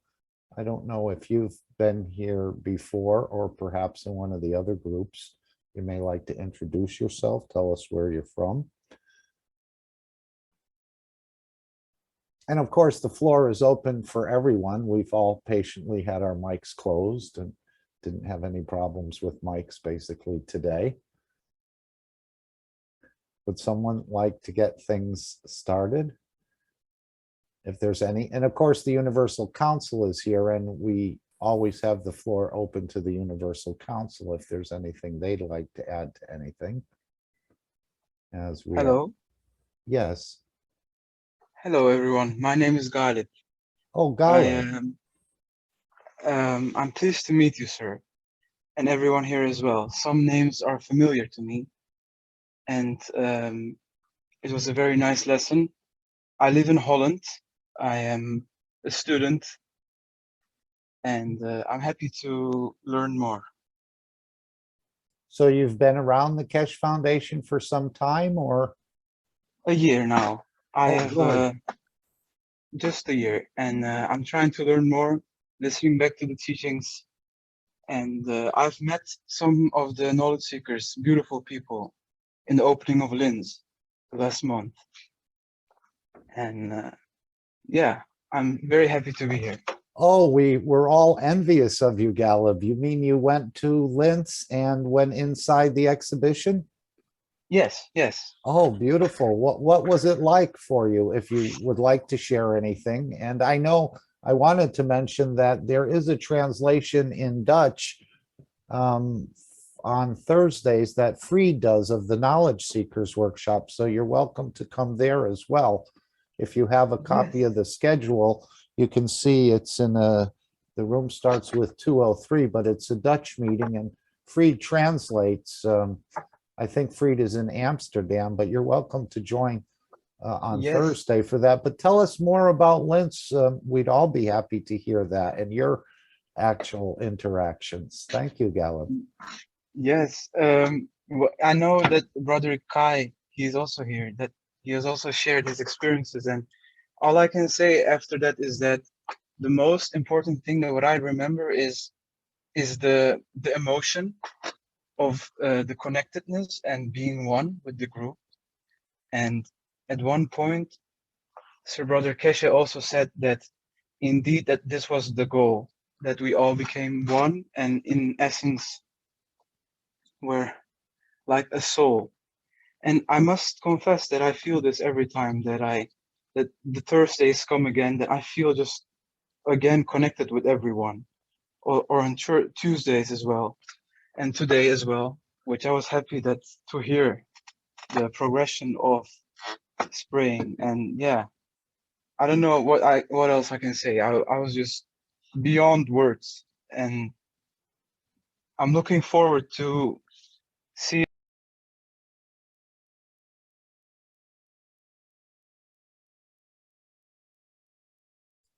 Galip, did we somehow lose you? You were right there. Hello. Yes, I think Yes. your mic closed. You were saying how fortunate it was to be there on Tuesday and Thursday. Yes, yes, I feel, and I'm just looking forward to meeting more and learning more people, and from people, and this knowledge. And that's what I can apparently say. there's many knowledge seekers in the background in Holland. I know Mr. Keshe used to do many workshops over there. So there's many of your nationals or countrymen, I think, that Yes, have been there, but they've gotten a little scared offish. we are in contact with Fried and with another Beautiful. non-seeker as well, and we are seeing how we can organize these people again, and new ways as well. It needs to get picked up again, but many Yes. people, indeed, there is a basis. Very good. Well, thank you for sharing and being here and supporting the foundation in whatever way. But yes, the fields stayed with you for a while after leaving Linz, or are you, Yes, you definitely. can connect right back there through your soul? Well, they definitely, I felt them as I was coming closer. I came with the bus, and at one point, the closer I came, it was just clear that something was going on, something was there, and it was very strong like the first weeks, I was just completely all the time remembering the feeling of connectedness and being one. And it comes and it goes. Maybe that's my how to say, what I miss. Maybe every Thursday it comes again strongly. Yes. With the teachings, I don't know what it's I think there's more variables. How much can I tune in, and how much does the rest of the soul of the man tune in? That I don't know. That's how I view it for now. That's great. It's really nice to hear from you. Thank you. Yeah, Thank you for having me. sharing, and always feel free to open your mic anytime. This is a Thank you. round table and we're all equal here. And I know on Wednesdays this is the point in time that humanity is going to come together, at least initially, and everyone will be equal. All nations, all citizens of the nations will all be equal at this point in time. I don't know where it's going to lead to, but there's something special, I think, that's going to develop from it. Thank you, Caleb. Yes, thank you. Would anyone else like to offer a suggestion? Or if there's anyone else here, I didn't mean to cut you off for the first time, or you've been in this meeting or around the foundation, you'd like to share anything, please feel free.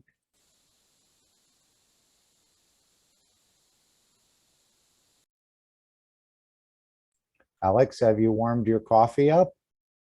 Or tea, perhaps? Yes, I have. Thank you very much.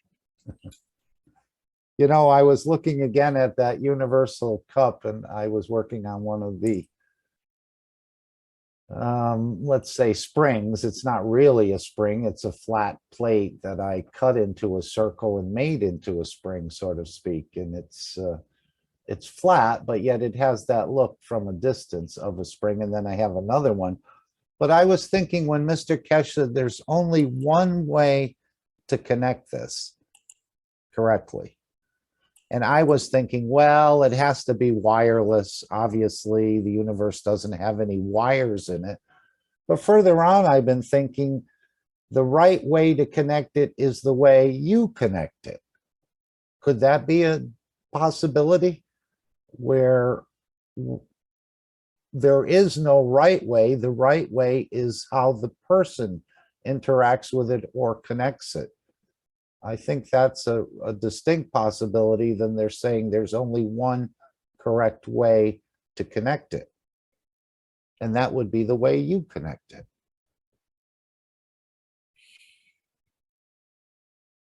Any comments from anyone?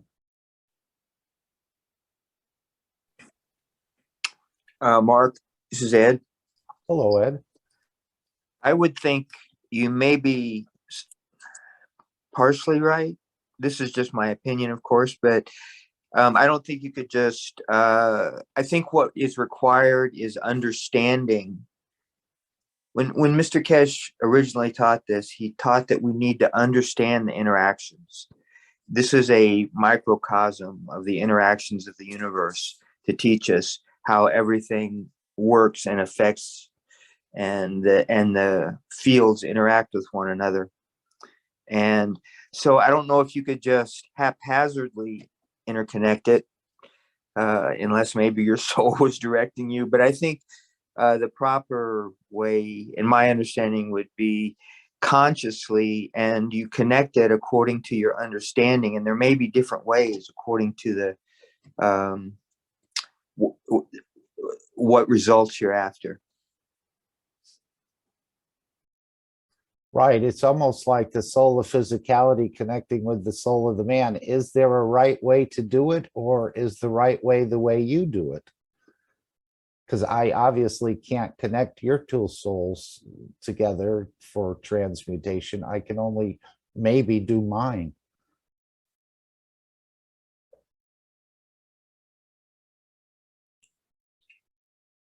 There is a way that I would like to answer that question. So I think both of you are correct. But one of the things we found when we were trying to map the brain and that had to do with water babies, because what had happened was portions of the brain were becoming unusable. So to recover from the loss of, shall we say, physical mobility in those parts of the brain, they were actually moved to other parts of the brain. And if they're moved to other parts of the brain, that only changes the position, but it doesn't change the connection, if you understand what I'm saying. So the fundamental connection, of course, is that we have the soul in the center, and we have the two hemispheres and how they work together and then cross over into the spine. So more than that, I really don't have the answer to your question. But the thing is that we can make a connection by knowing, by understanding the fundamentals of how the individual cups are working, and to see the pattern of the interconnections within the universal cup. But you have to also understand this, is that the connections change according to the conditions. So let's say, for instance, you're in the awake state. I would say that the connections would be of a certain way. And when you go into the sleep state, that the connections would be in a different way. There are points of connection that are common, right? There are points of connection between the physical construct and the soul of the body. And in fact, those points of connection are the strongest. The resident, the soul of the man, is literally interacting with the soul of the body. It is also interacting with the physicality, provided that there's a continuity of linkage. And so we see that for some, that linkage is broken. And that's the problem on this planet. And is that a flaw in the design, or is that a flaw in the interpretation of the design? So this is a tremendous question that you're asking. And as I say, we're in uncharted waters. So I have to enlist the services of the other souls. Sure. I know in the nuclear plasma technology, he said this was a billion-year-old technology that we're an understanding that we're sharing with you. And didn't he say the same thing about this cup as well? That this is a billion-year-old knowledge we're sharing, and sharing some of the understanding about this? And again, we're all looking for Mr. Kesh to come in. I know he said he was traveling this week during the workshop, so they are looking for other things. But I think one of the reasons that we enjoy Mr. Kesh so much is because, as he says, he carries the knowledge of the universe. And as we understand, he's informed us, we all carry the knowledge of the universe, but he seems to be able to tap into it at will, where we're just sort of trying to get an understanding through this physicality in a way, but he's able to access it at will. And that's the point I think we're trying to all achieve as well, especially as creators. Well, certainly, Mark, we all have different levels of skill, and the way we apply our skills. So it has to do with our preoccupation. And so, we like to delay the consequences because that's an opportunity that we have on this planet. But we really don't understand this delay in consequences and how it applies. And so this is one of the reasons that I'm going through this intermediate knowledge. Like next week, we're going to be talking about dilution and what that means, and partially that's also going to answer some of the questions. But two things we need to have is we need to ask the right questions, And then when we get answers, the problem, of course, is that it creates more questions. So there has to be a faster way, and the way that we do that is by transcending to higher energy levels. And I would submit to you that if you enlist the services of your soul, that those answers will actually come to you. Because I have a confession, you know, I'm in uncharted territory, and I am, you know, I'm running this class, and I have no access to classified information or to the advanced research. And this is actually, I'm okay with that. I have my own development to go through, just like everybody else, and Right. I will not put myself in a position to prejudge anybody on their development that way. My only problem that I have on this planet is that those who have the capability are frittering away their opportunity, and others are not even making an effort. They have been so, shall we say, demoralized. Yes. So, but, you know, as Pearl Bailey said, you know, I've been rich and I've been poor. Rich is better. And we are all rich with this knowledge. Right. As we know, wealth is not in the pocket, but in the knowledge of the universe, even though we've all been led to believe that wealth is in the pocket and building this physical throne here, or whatever. You know, Rick has put a question in the chat. Before I go there, though, I wanted to say that you did allow the tape measure to retract itself. I thought I distinctly heard that. And you know, when you play with a child that's seen that for the first time, they are so amazed of how the tape comes out, and then you just flip a button and it all goes back in. It's almost like retracting the soul of physicality into the soul in a way. And their faces just light up when they see it for the first or second time. How does that work?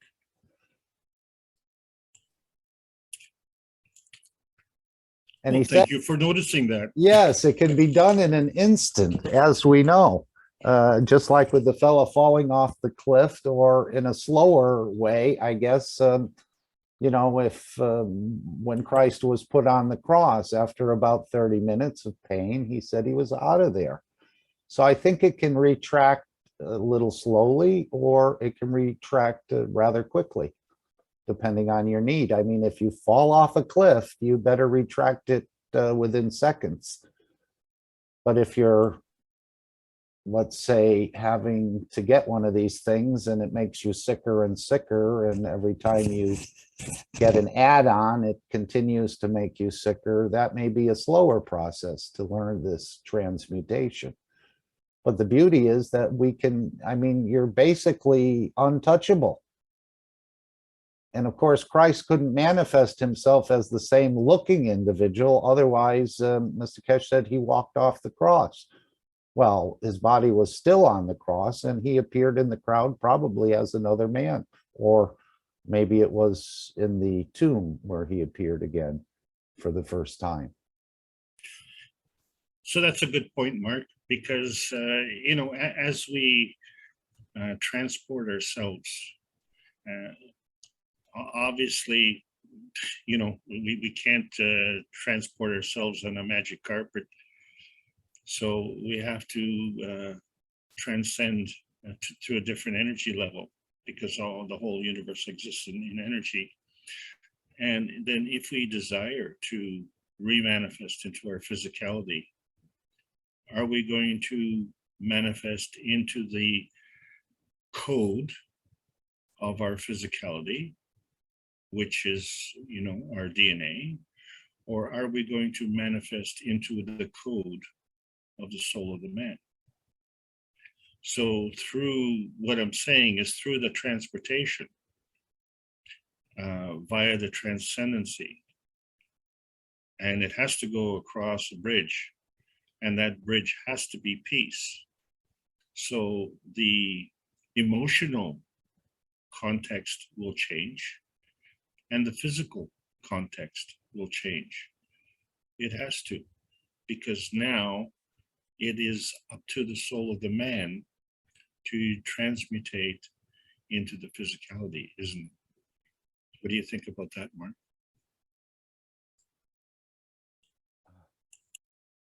I'll leave it open. But I do want to apologize to Mr. Velasco. He says you go so fast for translate. I apologize, not even realizing that there's a translation going on. So I apologize also. I think you notice I have slowed down a lot, but Don't worry, I'm just trying. thank you. Thank you for your service to the community. Thank you so much. You know, if you do this with the what do you call it, the copy, the recording, and then that'll be easier. And we're all working hard to make that easier for everybody, because as you are aware, we have made a strong commitment to the new universities. So that also came out on Thursday, and that was, my God, wasn't that great news? Yes, and Diane has put blessings, everyone. Thank you for the teaching, Alex. Rick has put in a question, which I'll get to in a moment. Jefferson said, wow, thank you, Alex. You opened many doors to the knowledge. And amazing flight. Claudia said, thank you, Alex. But Rick's question, that came up in my mind this week as well, where Rick's question is, why is the Lentz exhibit in the only country with extreme measures? I mean, maybe that is now, but it looks like they're possibly all could go that way. But yes, we saw the first exposition center being closed because of the government needing that particular location, but it's all good to conduct, I guess, testing and other things, but it seems kind of strange. And then, of course, now we go, and I know Mr. Kesh said they had the full support of the government, but why is the Lentz exhibit in the only country with extreme measures? No. The Lentz exhibit came first. Right, but we're talking the second one, which Mr. Kesh announced last Sunday that they would be going into an extreme, and I think it was announced publicly on Monday that I read an article along those but lines. our center opened on the 2nd of October, and preparation is always done in advance, right? So the mental manifestation was in place before the physical manifestation happened, and that was before everything else had happened. So we know there's no coincidences, correct? Here or well, in the universe. why is the answer. Nothing comes from nothing. I think Salomia would like to come in. I see her mic is open. If not, Yes. I can close it for you. Hello, dear. Lovely to listen to all of you. Lovely teaching and talking. I have a question for Mr. Alex concerning carbogen, plasmagen, mattergen. If he can elaborate more, I didn't understand quite well. And I would like to transfer the knowledge and to be sure I understood well. Yes, she's reading my mind. That I was going to ask Alex if he could review a little bit on these gens. We see nitrogen, hydrogen, oxygen. Now you're coming in with terms carbogen, mattergen, plasmagen. Yes. Certainly. The thing is that the oxygen, nitrogen, and hydrogen are gases, where carbon is a lump of coal. So the carbon which we think of is not the carbon that is part of the amino acid. So when we see the amino acid, that is the transcendence of these gases. So carbon itself is not a gas. The only gas that you have of carbon is actually carbon dioxide. So that would be a carbon with 2 oxygens. But we're talking about elemental things here.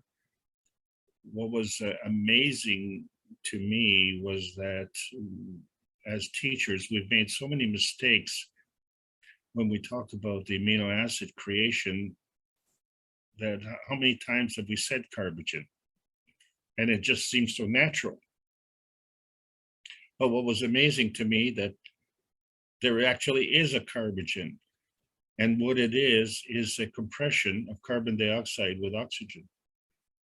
And so the chemical formula for carbogen is CO4. So there actually is a carbogen. So it is a gas. So it is a gas that is a manifestation in a plasma state of the elemental particle or the elemental atom on the periodic table of elements. So the deficiency is really in the periodic table of elements because they're all elementary, and that's not the way the universe works. The universe works in combination. So our physicality works with the substructure of the plasma state. So the plasma reality is the substructure for a physical reality. And the adaptation of the physical reality is fed back to the plasma reality. And then the plasma reality adapts. And that's where we get the adaptation or the interaction with the inertia. We get the plasmatic manifestation coming from the interaction of the plasmatic reality with the physical reality. And it is dynamic because our environment is always changing. And why this was important, and I discussed that today, so I just want to emphasize this point again. Our inertia, interaction that we can see is earthbound. But what if we were on another planet? So we would have the opportunity to have a physical manifestation within our earthbound representation. That is to say, you know, we have 2 legs and 2 arms and a head. And but what happens if we go to another planet and they have all 4 arms? And so we show up with 2 arms, then, you know, we become the freaks. So maybe what we might want to do is have a physical manifestation of 4 arms ourselves. So this throws a whole different point of view on the matter here. We can, if we're going to re-manifest physically, then that re-manifestation is going to be predicated by our environment. So the manifestation of our physicality is dependent on the interaction with the inertia. Inertia of what? So depending on the environment of what? Is it the range on this planet? Is it the dimension of this planet? Is it an interplanetary dimension? Is it the dimension of another planet or a dimension of another universe? So all of these possibilities are now on the table. But here's the catch. Here's the catch. Our viewpoint is earthbound. The universal community's viewpoint is spacebound. And the reason we're in quarantine is because we have a missing ingredient. And that missing ingredient is understanding the ethos of the universe. Is that a failing of God? Or is that a failing of man failing to interpret the intentions of God? And so fundamentally, if God is the creator of life on this planet, and that intention is a universal intention, then where do we come up with the notion that we can usurp the intention of God and impose our will on that? Because our understanding of the universal laws is on a lower energy level, and that energy is binding, and the universe does not operate that way. Okay, so wherever our understanding of our physicality is has not been determined in the teaching. It only happens to be referenced Earth because we're on Earth. But this teaching transcends other communities, and there are other communities. You know that because you were born, and you didn't come from nothing. So if you want to know what is going on, then you have to understand the universal order of creation of matter. And so, as has been repeated many times, including today, this has been the basis of the knowledge from the very beginning, the thousands of hours of teaching.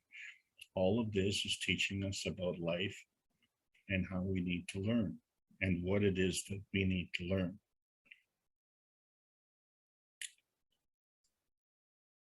Thank you, Alex. Jason, would you like to voice your question if you're still with us? I think, Salomia, did you finish your, I'm sorry. Yes, thank you very much. I'm sorry. Oh, Yes. thank you. Thank you for your Yes, question. lovely. Okay. We're expecting another question shortly. Thank you. Jason, would you like me to read your question, or would you like to read it or restate it anyway? I think I have an answer for you, but Jason? Jason says, where is the benefit of the exhibit being seen in Austria? Would anyone like to answer that question? There's two answers, Mark. One answer, it has to be somewhere. So that's the first thing. And the second thing is we have the 5+1 peace process. That was my answer. One word, Vienna. So there you go. That is the answer. So something has to be something as opposed to something else. So it's there. Yes, and I brought that up to Mr. Kesh in the first Linz exhibition there, and I said, gee, isn't it coincidental or curious that the peace talks, the 5+1, are going on in Vienna and you're in Linz and they're both in Austria? He said it's no coincidence. Mark, hi, it's Dean here. Can I? Hello, Dean. Yes, glad to hear you. You've been working so hard. You finally got out of that television network and came back to the matter state. You must have been inside all those computers or something, doing some sort of work. We haven't heard from you in a minute. Yeah, I apologize for that. I've been in the matter state for quite some moments. Yeah, dealing with some issues that obviously the condition in Vienna is affecting lynx, and vice versa. You have that plasmatic condition of the weaker and the stronger feeding the weaker. In the moments today, so I had some experiences today. So I went into the middle of my 5 stacker systems. So I have 3 of them, and I walked into the middle, and I give from my soul to elevation of the soul of the demonstrations that happened, that took place today in Linz. And it's not something that I would normally ever attend or go to, because I don't connect with those sort of things. But I was present for another reason. And so I was part of this, and took a point of view of being an observer, standing to the side. But in the same instance, before I went, I preconditioned the souls to a peaceful condition. And I gave freely and unconditionally from my soul to the elevation of the souls and the soul of the demonstration. And I did hear that in Vienna, they had some scuffles and some certain things were happening. To what extent, I don't know. I haven't seen any footage, so I can't really comment. But the one in Linz today was extremely peaceful. There were lots of colourful characters, colourful souls in the manifestations of their bodies. There were many people coming together in unity as one, but not demonstrating the wordings on the placards and things were not words of trying to go against a party or a government or anything like this. They were just coming together as humanity and standing up and saying, we don't accept this, and we would like another position. And they're starting to understand that it's no good opposing this and causing a friction, causing that interaction, that plasma interaction, by fire with fire. It doesn't achieve anything. And so I'm going off the mark a little bit here. So one interaction I had was, I was stood very peacefully to the side watching this demonstration go by. And I was stood up, raised on this sort of concrete, like a chair thing or something, with a lot of other people stood along this big embankment. And there were some certain interactions going on in front of me. And I decided to, in that moment, to spray the peace dome in front of me and to give again in that very moment to that situation. And within, I would say within 20 seconds, 30 seconds, there was a lot of people in front of me. Within 20 to 30 seconds, I had a field strength that obviously showed, because there was a definite circle around me. And I would say that I was left with about, I don't know, 10 people maybe in the inner parameter, and 1 or 2 close to me, maybe more, 3, maybe 4 possibly. But there was a definite distinction, a definite separation of the souls as I brought this condition to that particular environment. And I got the field effects very, very dramatically in front of me with the souls. I saw this distinct banding of a filtering of the souls. And the whole of this demonstration today was very peaceful. There was lots of noise and the usual thing, but it was not a demonstration where it would be in a way. Sometimes I don't know if any of you have ever been to these sort of things where I've seen in the past where you get people come along. They can either be boisterous or all sorts of things going on, but none of that seemed to happen today.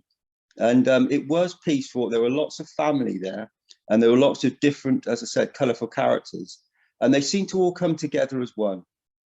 And I think that it was there was a change today. There was definite change, and I think the conditions of being present with the knowledge, being present with the Universal Council, and privileged to be part of the knowledge of the wishes.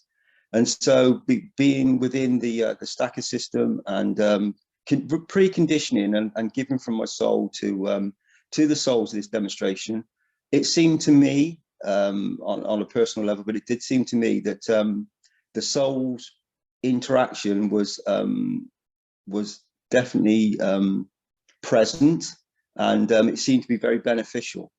And I did wonder to myself how big an influence we could have. And I think today, as a small experiment of the magravs of the souls that were present, I witnessed in my physicality a definite field strength of the souls, and I physically saw it with my eyes and sensed it through my senses as well. So it was a great experience, and that was one of many. There were lots of other interactions as well. I also pre-sprayed the Peace Dome as well. There was just at the top of Linz, there's the Blue Danube. So this very big expanse of water, this very big river that flows through Linz, and it also flows out to many different locations in different countries. And I sprayed at the top of this hill, the Peace Dome. There was some plasma waters that I'd taken along with myself. In fact, now that I think about it, I had quite a lot of plasma water in my backpack. And this may too have had an influence on the surrounding souls, because I was carrying a lot of plasma water with me. I didn't think it was too wise to try and spread the plasma waters in front of all the policemen and the others. I'm not sure they'd have quite understood it. So I didn't do that in those moments. I pre-did it. But it was a definite, I sprayed with my thoughts and intentions, as I've explained just now. And there was a definite field strength that I know had a significant part to play within this matter state condition of this particular event that went on in Linz in this very day. Very interesting reporting, Dean. Thank you.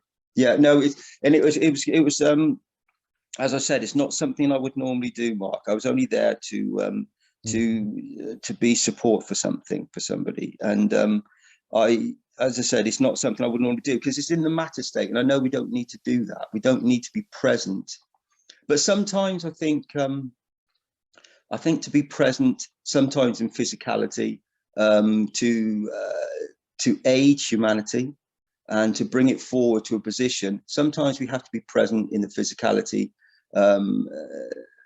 I sense, and in each and every one of us, maybe not all of us, are in physical bodies, and in our environments we have a direct, with the knowledge and with the understanding we have, and with this like the beautiful, I'm sorry I've come in very late tonight and I've just listened to some of it, Alex. I know I understand the beauty of your of the teachings that you're giving, and one thing I have noticed, just going up again, is the way you've all grown, Alex, from the beginning, from when you first started to where you are now. Your plasmatic conditions and the way that you speak and the field strength you give is expanded greatly, and it's a pleasure to listen to you, as Jalal and many other teachers. It's quite incredible the field strength that you're gathering, and as I said, that's quite something. Thank you very much for that. If I could, I think that's all for now. could I ask you a question before we go to Hassan? I think he had his mic open. He may have a question as well. But, you know, Mr. Kesh said he's going to make these centers of excellence or wellness centers present in each of the capitals of each nation state. Now, we know the new facility is in Linz, correct, Dean? How close is that to Vienna? To when they call it, so it's WEIN. So they would, Vienna would be, I think it's about 70, 80 kilometers away, something like this. I think I'd need to check. I've not, to be honest, I've not been there. But being present through the Universal Council and other things, I'm present there constantly. I know the conditions that are coming. I know these peace talks that are going to be present there. I've been speaking about this and aware of this. And so my MAGRAV is connected to those, the negotiators and the negotiations, as we all are.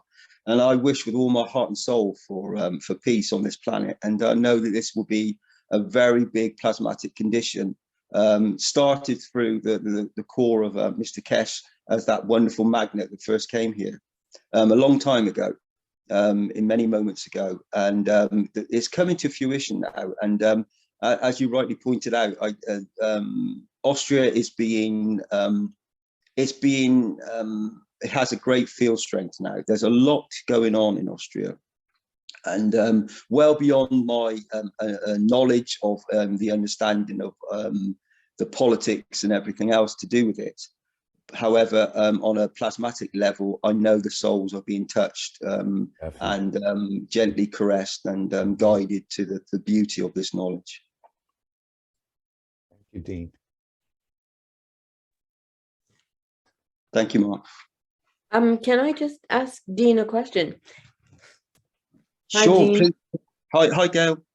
Hi. I just wanted to ask you your opinion, and actually Alex and Mark and anybody else. How do you see us actually connecting to each other? Because I was moved to, you know how you do the hands above the head and that's sort of thing, to use your free plasma. But is it our intent we want to connect? I've got this feeling of connections, you know, the infinity loops between all of us. And I even called my friend I'm always able to communicate to her just from my soul. And, you know, just to join together. Is that what we should do? I mean, is just our thinking or our intentions, as you say, of being together? I think so, Gail. I in my interactions and my thoughts, when I go to, I don't need to go into the stacker system. I connected with that system no matter where I go, and I know that I can. That's one plasmatic condition of the GANs from my thoughts and my intentions has come into the matter state and produced this GANs, the gas in a nanosolid state. And from that position, the manifestation of my thoughts and intentions are connected with everything. And the same with all of us. And as you said, in these moments, we've been, Mr. Keshe is telling us to come together very much so, and to be connected constantly. And ever since Mr. Keshe said that, I have, whenever I catch myself in a position, I try to connect and I try to put a protection around humanity in these moments constantly. And so that connection is with all of you guys. And all the field strength that you've gathered and you have, that as plasmas, as magravs, we are connected. We just need that thought and intention to build the field strength, to get that filtering and to melt away some of the filters of a certain field strength that are not required, and to build on the ones that are required and that give us this this connection and give us that field strength so that we can change the matter state with this connection. And it is a thought. It really is a thought. It's a plasmatic thought, an intention. And I know it has a massive effect on the matter state, especially when you carry this knowledge and you have the teachings and you draw on the higher order into the matter state. And through the plasmatic conditions we have come to understand, we are becoming extremely, we're awakening once more to the true divinity and ability of the cosmic universal knowledge that's been within us all, always. Yeah, I think we do, Gail. Sorry, Gail, I can't carry on. Sorry, Gail. No, that's good. I'm happy to hear. Thanks. Thank you, Gail. Thank you, Dean. We have another world traveler here, Hassan, and hopefully we'll all become world travelers very soon in the matter state with the flight enhancement system. But Hassan, would you like to share something, please? Thank you. Yes, thank you, and happy Sunday to all. Almost is the end of the Sunday, and thank you for the platform to share. I want to share something, an exercise. We have been talking about how we can connect our soul. As Dean said, and as all you know, our souls are connected. We know we have a soul, but to be aware of it, do we know our soul? How can we get to know our soul? One of the exercises that I do, I go outside of me. Like, for example, if I'm in a conversation with a client or with somebody, I stand outside and observe myself in that physical interaction and to see how I am interacting with that person. And as I am there, you know, we talk about we can do that every Wednesday, but then we can extend it to Tuesday. So when we can do this, to observe ourselves in a physical world, in our physical interaction day to day, because when we get too busy with our life, sometimes we forget about our soul. We know we have a soul, but we just kind of live our physicality. But if we can just be outside and see ourselves, how we behave, how we do, the judgment comes first. We judge ourselves. So as we do this, we get to know our physicality. So I know, oh, okay, this is my physicality. And then I get to know my emotion. What do I do through the emotion, and how do I show myself in physicality? In a way, I become humble, and that humility that I see myself, that humility feeds me. So basically, I lower myself, lower my physicalities, my demand, my image of myself in the physical world. So I'm more aware of there is another world. I try to connect to that soul. We talk about other entities, other existence, like a tree, like a plant. When you're outside in a park or in a garden, and as you look at the plant, you're basically, again, you go outside and look at everything as these are the souls and these are the images of God, and you're connected. So you feel yourself outside of these. And you can expand this. As you look into the sky, you expand this, the connection again, outside of your physicality, that there is a connection to you, to that star, to that planet, to the galaxy, and then keep expanding this. And then you realize you're connected to every entity, any existence in the universe. So there is a line of connection. We know it, but the question is understanding it, be aware of it. The awareness is the key, I think. When you're aware of it, when you're aware of your soul and get to know your soul, how do I know your soul? How do I know my character of my soul, the emotion of my soul, the school of thought of my soul? To me, that exercise helped to be outside. I do ask from my soul, like I pray, and at night before I go to bed, sometimes I ask my soul, and then I have a dream, particularly the answer to that question that I get from my soul. Or sometimes I get a voice, something that it tells me, do this or don't do that.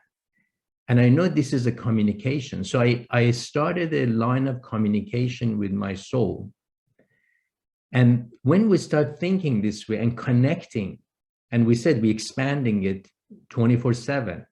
So when you exist, when you walk, when you wake up, when you live your everyday life and you're with other people, you start feeling the connection with others. So you no longer see yourself as physicality, because the moment we open our mouth and we start talking, that physicality starts talking. And when we always ask, who is I? When I say I am, who is that I am? And sometimes we lose ourselves, that who is that me? Who is this? Is this the Hassan who's talking, or is the Hassan the soul of Hassan? I mean, all of these. And then we say, when we listen, when we are more quiet, when we go inside and we see who we are. So the answer is by going more inside. And when we're quiet, when we're meditating or whatever, or when we get to the condition of unconditional love for all, and then we start have that feeling and connection. I have done some breathing technique. I think some of the breathing technique may bring that. I have been able to bring my soul right to my skin, expansion of it right to the skin, and looking through the eyes, which was not me, looking to in the room, and it is extraordinary. But I was scared because there was a fear of what happens if I cross the line and go to the other side. Will I be able to come back? So this, I think the breathing technique is another one. So if we lower our basically heartbeat, because there's a connection in our brain, in our soul, with the two sides of the brain, our lung and heart. So if we can adjust this, we may be able to open that door. But before even we get that, we need to feel our soul. We need to just feel it, that exists. It no longer that is only I just know I have a soul, but now I understand it, I feel it, I wake up with it, and that's sort of a connection that I'm trying to convey to you, that that's how we sing. And the more we feel that, the more we understand it, the more humble we become. And then there's going to be detachment from this physicality, and try to fall in love with it, because then you start falling in love with that existence within you, which created you. And that existence within us that created us, that is connected again to all the other existence. And that line of existence, that line of soul that exists, and that line connects to the creator. And then you can see your connection now. So this way, then I start connecting to my community, to you guys, to everybody, by practicing that I'm connected to you every day and expanding it. And it's amazing. Then you start feeling the energy of a big crowd, big community. I mean, the energy is kind of almost intensified. And then this way we can communicate, we can elevate each other, and then we can always be present because we feel it. It's almost like a copper wire that has been oxidized, and then you make it shiny and you just kind of make it brighter. So make sure that there's no obstacle here. Yeah, that's sort of an exercise that I thought that we can do, and the breath is also very important. And then try to be more in unconditional love. And the more we reach that point of unconditional love and humility, we feel it more, and then the connection becomes more, and then we feel it's good to feel that unity with all, and that's a sense of selfless. And actually, there was one of my students, she communicated with me regarding her experience. She was living in a small town and she lost everything in her life due to the earthquake. So she put up a tent in the square and asking for public help, and people were pouring and helping her. And she felt such an unconditional love to everybody, even somebody who didn't have anything would come and give her something. I think that physical condition put her in a situation of she started loving everybody. And then she said she started seeing this tunnel of light, and then she got courageous and she went through it. And then she traveled through her soul from a roof to roof, from city to city, and then decided she walks, she likes to be in the water. So she basically even put her toes in the ocean. And she said, one day I saw an airplane crashed in the water, and I'm trying to tell everybody, it's okay, the help is on its way. And then she said, when I came out, I saw in the news there was a plane crash on Hudson River. So that was actually, she was present through her soul in a real time. And she has been able to go to communicate with other races. She said, I was in among other races in a setting, and everybody was showing the magic. They were magicians, like almost you show magic. And she says, I didn't understand what this guy was doing. Whatever he did, everybody awe and ooh and excited. And then I asked somebody, he's not doing anything. He said, well, he does, but you haven't reached the point of understanding of what that person is doing. I think, as from planet Earth, we haven't reached to the, understanding some of the races, maybe, as Mr. Cash says, if somebody come from that part of the cosmos, I mean, they're magicians than us, but they're no different than us. They know more than us. So I just want to share, this with us, and that we're all connected through one line, and which is a common denominator of all of us. And that connection is our soul. And that connection connects to all the entities, all the races, all the existence, and the creator, which is another dimension. But we are playing in a physical domain. The life that we have on planet Earth, this is the life that we're playing in a physical domain. And then when we are able to basically bring that physicality in, and the soul encompasses that, then we are in a situation or an energy level, then we are able to, through our soul, which is a common denominator, we can access any part of the universe. And then we can manifest ourselves again in another part of the universe, and we're able to play, to live in another physicality, in another domain, in another life, and be able to play in that watershed again. And then if we decide again, we can move on to another place. And I mean, the science of the creation is very simple. I mean, that's how I see it. It's very, very simple. So just the world of physicality we're living is just a different form. It's different, a strength of magnetic gravitational field. We manifest ourselves under the condition of the earth in that shape. It's only here. But then if we are in another place, due to the pressure of magnetic field in another part, we manifest ourselves to another form. And maybe somewhere in the universe, we're not able to really manifest ourselves in physicality. So again, it tells us that the condition is not there. We cannot hold on to something, something that we can hook on. Basically, the way I see the manifestation or inertia to be in physicality is almost like a hook, that you can hook on something. And what is it that you can hook onto? That thing is a field, is some sort of a gravity that it holds in that space, that you can hook onto that gravity and then you exist. But if that doesn't exist, there's nothing you can hook onto.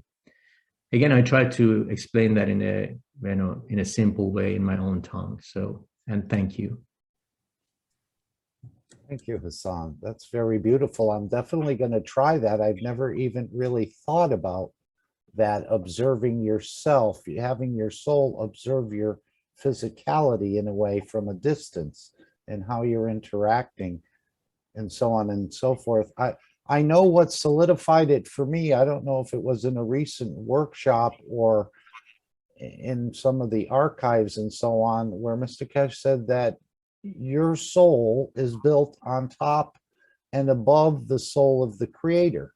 So if we know a stone has a soul, the creator's in that soul. And if you can't reach it, you can go to the level of the creator. And then you see the direct connection to everything, because the creator's in every single cell, and the soul of that cell is built on top and above of the soul of the creator. But that's a beautiful exercise, Hassan, to do this. I mean, if I share a screen on a whiteboard, I can show you the connection. Please, yes. Yes, thank you, Hassan. You're welcome. Thank you.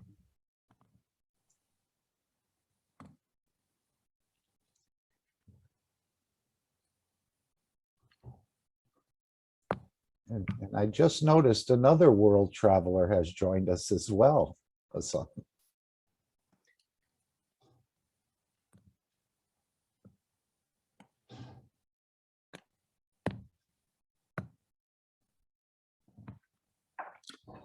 if we take this is our existence, this is us.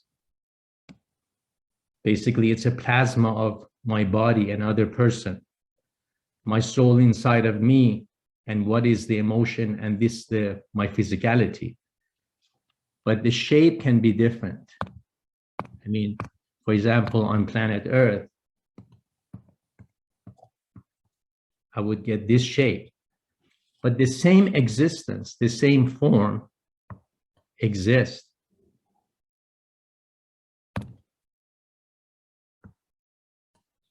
And then this could be a stone, or this could be a manifestation of the tree, right? So what is the common denominator with all of us? Is this. Even a stone has a soul. And what is the common denominator of that stone with everything else? It's its soul. And this common denominator is connect with everything. And if there is a galaxy here, and this galaxy also has billions or trillions of the soul, we are connected through all of them through the same common denominator. And then we go to the creator that exists in our common denominator. The creator does not exist in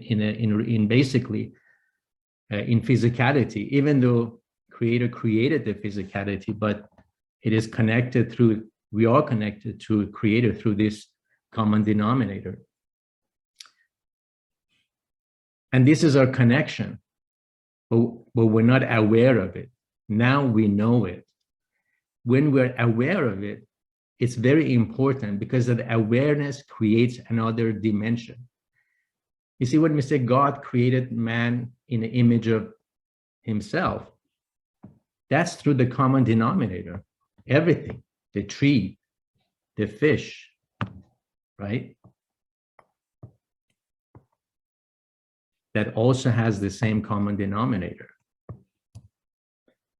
So when we are able to travel through this common denominator, we can go to inside of an atom. So we can also go sit inside of a fish to see how a fish feels. And we can travel and we can manifest ourselves here in another galaxy. Here, maybe we exist as with several legs and arms, a different manifestation, but we still have the same common denominator. So then this way we realize we're all equal, we're all the same, because we're all connected through one dimension, and that's the dimension of the creator. But we live in a 3D dimension, a physical world dimension, the physical world that we live in. That's what we say this is an illusion. The physical world is an illusion. What created us? We created from egg and sperm. What created, basically, that egg and sperm, that this amalgamation, this interaction created the soul of us, right? This is only an illusion. In fact, we were created through the common denominator of all these two, which created our soul. And then our soul gave the manifestation to our physicality. And then we became a man with legs and feet. But again, this is an illusion, because what created us is the soul, and we connected through this common denominator. So by being aware of it and connect to it, that my physicality is only an illusion, I think that would bring a humility to us and awareness to it. And then we can start seeing everybody around us through that connection. When I say when we come out and we look at ourselves with somebody else that I'm talking to, I'm doing business. So I can see my physicality. Am I doing the right conduct? Am I working for my pocket, or I'm only serving in this physical world? Because what is inside of me, I'm trying to nourish that. You see, our birth is only to raise that beautiful sun that's inside of us, which was created. That's the purpose of this physicality. It wasn't for us to live in a physical life and have 10 cars or a mansion and attach to this physicality and have more ownership.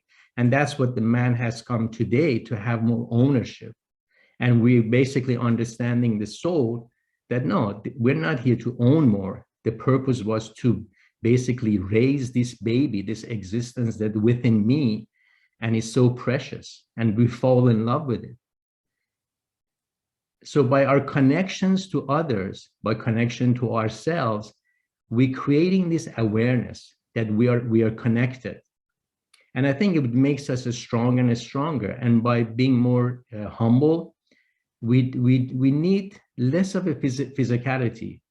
We may be able to even eat one meal a day. We don't even need to eat a lot of food, because our soul starts feeding us, because that itself, there's an awareness. I mean, I don't eat much anymore, because I think doing this exercise and being humble to it, my soul feeds me, and I'm always conscious of what I do. Am I going to take anything from my soul? Am I adding to my soul? And the fact that my soul communicates with me through my dream, and I know this is just this is a reality. I mean, when I get a real answer to my question in my dream, it's exciting. So I know there is something inside of me that communicates, and it wants me to be safe. So why should I be afraid of tomorrow? So basically, my soul is going to lead me, and even my death is not the end of me, because my purpose here to raise that beautiful thing, beautiful sun inside of me, and make it stronger and shine more and more. And the more we are detached, we let go of that physicality. Basically, our connection becomes stronger with Creator. I mean, we come to the point when we detach from all the physicality, that's when we can shine, basically, we can shine with the Creator. You see, I created man in the image of myself. And a peach tree, it tells its fruit, I created my peach in the image of myself. So if you take a seed of a peach tree, which is an image of a tree, and you're planting it somewhere, what do you get? You get a peach tree. A wheat is the image of the wheat in a way, because it has all the attributes, everything that is in the wheat is in that wheat seed. So when you plant that seed, you get a wheat flower, you get a wheat plant. But if you tell the wheat, you have the image of that plant, the wheat doesn't believe it. He says, I'm a little itty bitty things. How can you tell me I can be a plant? Or if you tell a peach seed that you become a peach tree, the peach seed says, I'm so small, how can you tell me I can be a peach? That is exactly where we are. When we say we are the image of God, basically our soul has everything that God created, put it in us. So we can be a creator of our own world. We can be basically shiny as the Creator. It's all up to us. If we put a seed of a peach in a good fertile soil in the right condition, what do you get? You get another beautiful peach tree, which is going to give the same fruit. So if we do the same thing, if we condition ourselves in the best condition, the way we take care of our children, we take care of our soul will become the same, another image of God, that it can create another life, it can create another universe, is a creator.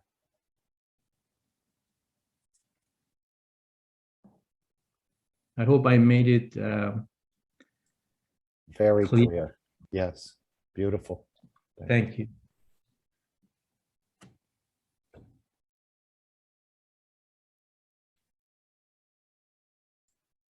Gail, did that help solidify it for you a bit more?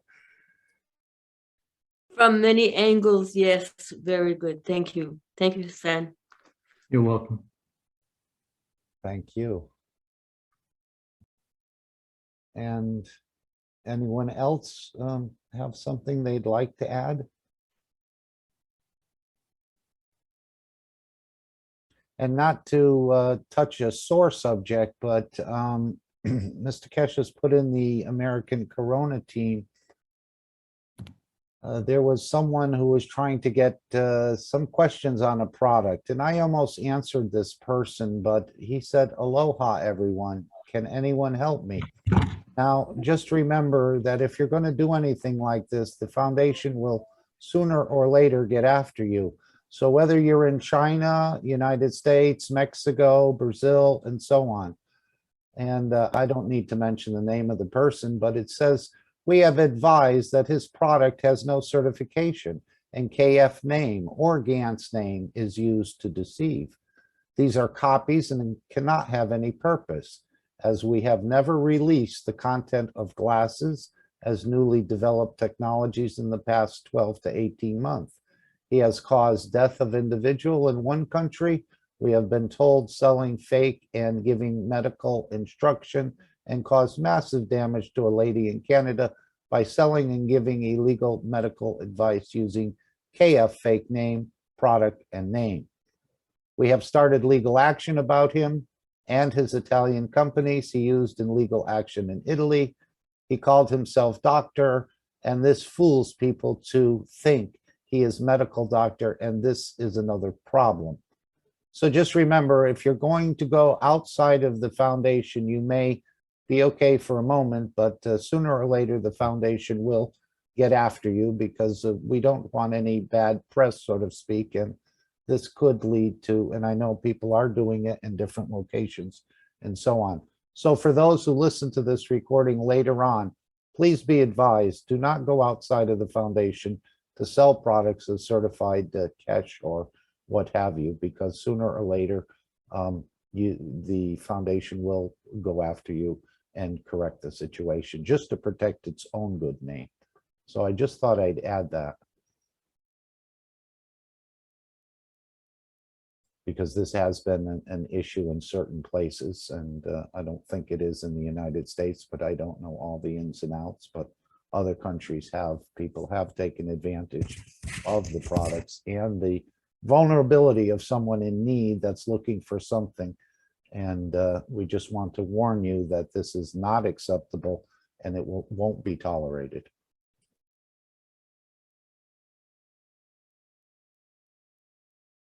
If you want to be part of the foundation, apply to be a distributor and distribute the cash well-made manufactured products that actually do work. So thank you for that brief interjection, and thank you, Hassan. Please, anytime you'd like to share, that was great. You're welcome. Anytime that, if you have any questions, I'll be more than happy to open. And I speak very simple, and as I said, I see the creation very simple. The science of creation is very, very simple. And one of the advice that I said to my student, if we look at the knowledge of creation like a 5-year-old child, we understand it better because it's our own dogma, it's our own filters that won't allow us. And that was my challenge, because for many years, it was right in front of me. I mean, it kept saying over and over and over again, I created man in the image of myself. I mean, listen to the words, it's right in front of you. And because we're thinking, this has to be much more difficult. It has to be very complex. How can I be? I'm so small. I'm nobody. I'm nothing. But then as we go into it, then we realize who we are. We're the image of the Creator. Not to be arrogant, but what is our purpose? I'm not here to live this life to hold on to this physicality, because you realize this physicality is only an illusion. So to have 10 houses, and even if they give you the planet Earth, it's nothing. You can create another planet Earth. You can be creator of a solar system. So why would I hold on to this? My future is much brighter than this physical life. This physical life is only a school that I interact and I learn. Beyond that, I can create a galaxy if I want to. I can go further and further. It depends on what I want. God created me in his own image. It wouldn't be just if I'm going to hold on to a mediocrity. So there's a potential in me, all the attributes that God gathered and is in his existence that he puts inside of me, and I'm not aware of it, and I'm holding on to these little things here on planet Earth, and I'm lost. I mean, once we become aware of it, then, you know, we have to do the walk, and we fall in love with what's inside of us. So this physical body is just, then we realize what an illusion it is. But again, we need to understand it. We need to feel it. And I think the exercise that I shared with you and some other exercise, because the once you start feeling your soul, the interaction, then you just say, oh my gosh, I mean, that is inside of me. I can see it's talking to me through my dream. It's real. Or the voice. Then you have a different feeling. Now it's like the same thing as how much you love your children, then you're going to fall in love with your soul. And, you know, would I do anything to harm my soul? Not at all. I mean, I'm watching everything that I say, and I don't want to do anything to harm that, because I want to raise it to shine. Hassan, Jean, would you tell us anything? Are there public meetings in Farsi that people can attend, or is it only private meetings of the Keshe Foundation? No, we have a public teaching on Wednesday that I teach. Basically, I translate Thursday teachings, and also I share my understanding of the teaching. So that's in a Q&A. You know, I share with you something else. This is also a manifestation to the connections that we are. 5 weeks ago, 6 weeks ago, I had this voice inside of me, and then which basically it shows me what God is. I mean, what the creator. And then as I'm waking up, I started connecting all the lines, all the dots, and I realized it matches with all my learning and understanding. And I wanted to basically leave a message for Mr. Keshe that this is something I discovered, you know. But I was so excited. I couldn't. My excitement was so much, and I started going back into the soul teachings in the workshops of 170 to 176, 177. So I said, I got to share this with my student. I got to share that. But what I shared, it's hard to explain. It's hard to teach this. I mean, how could I be, I studied those workshops 15 to 20 times in 2017.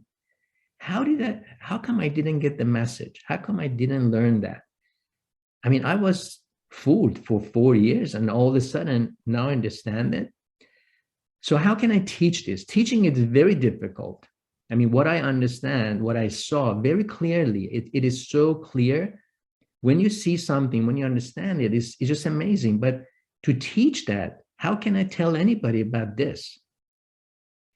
So I went back to workshops 170, and I started translating and teaching those workshops for 5 weeks. And I told my students, be ready for the final message. Be ready. I'm preparing you for final message.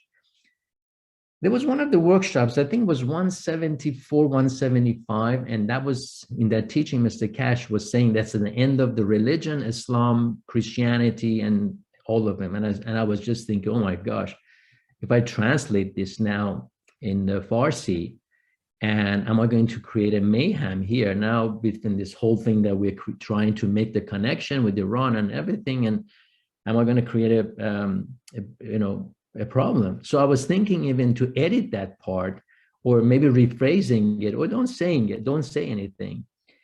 And interesting things, on the Thursday, Mr. Cash in the teaching exactly repeated the same thing. So I knew very clearly in my mind, in my next teaching, it's okay, I can say everything that was there. And I did. So I can see the connection that we all connected through the soul. But again, this is an understanding. This is my, I feel it. I feel this connection. I don't see anything as an accident. This is all, happened for a reason, because we're connected. We're almost like a team. I always feel like, we as a teachers here with Mr. Cash, who's our teacher, we almost play like a basketball, like we throw the ball at, and then we just have a goal. And this is how we are working together in this time and for a higher purpose. We volunteered. We are here to basically do something, phenomenal. And with that, the fact that we are part of a time that it's amazing in the time of the creation. This is a time that the mayhem, or I would say the trouble that we have had in our universe, which is not only on planet Earth, it's in other physical domain too. So through the universal councils and planet Earth, for the first time, we're going to be witnessing a unity, that we all races, we're all going to be united. We're all going back and get rid of this warmongering, and the fact that planet Earth has been basically captured by this behavior, which is the end of it.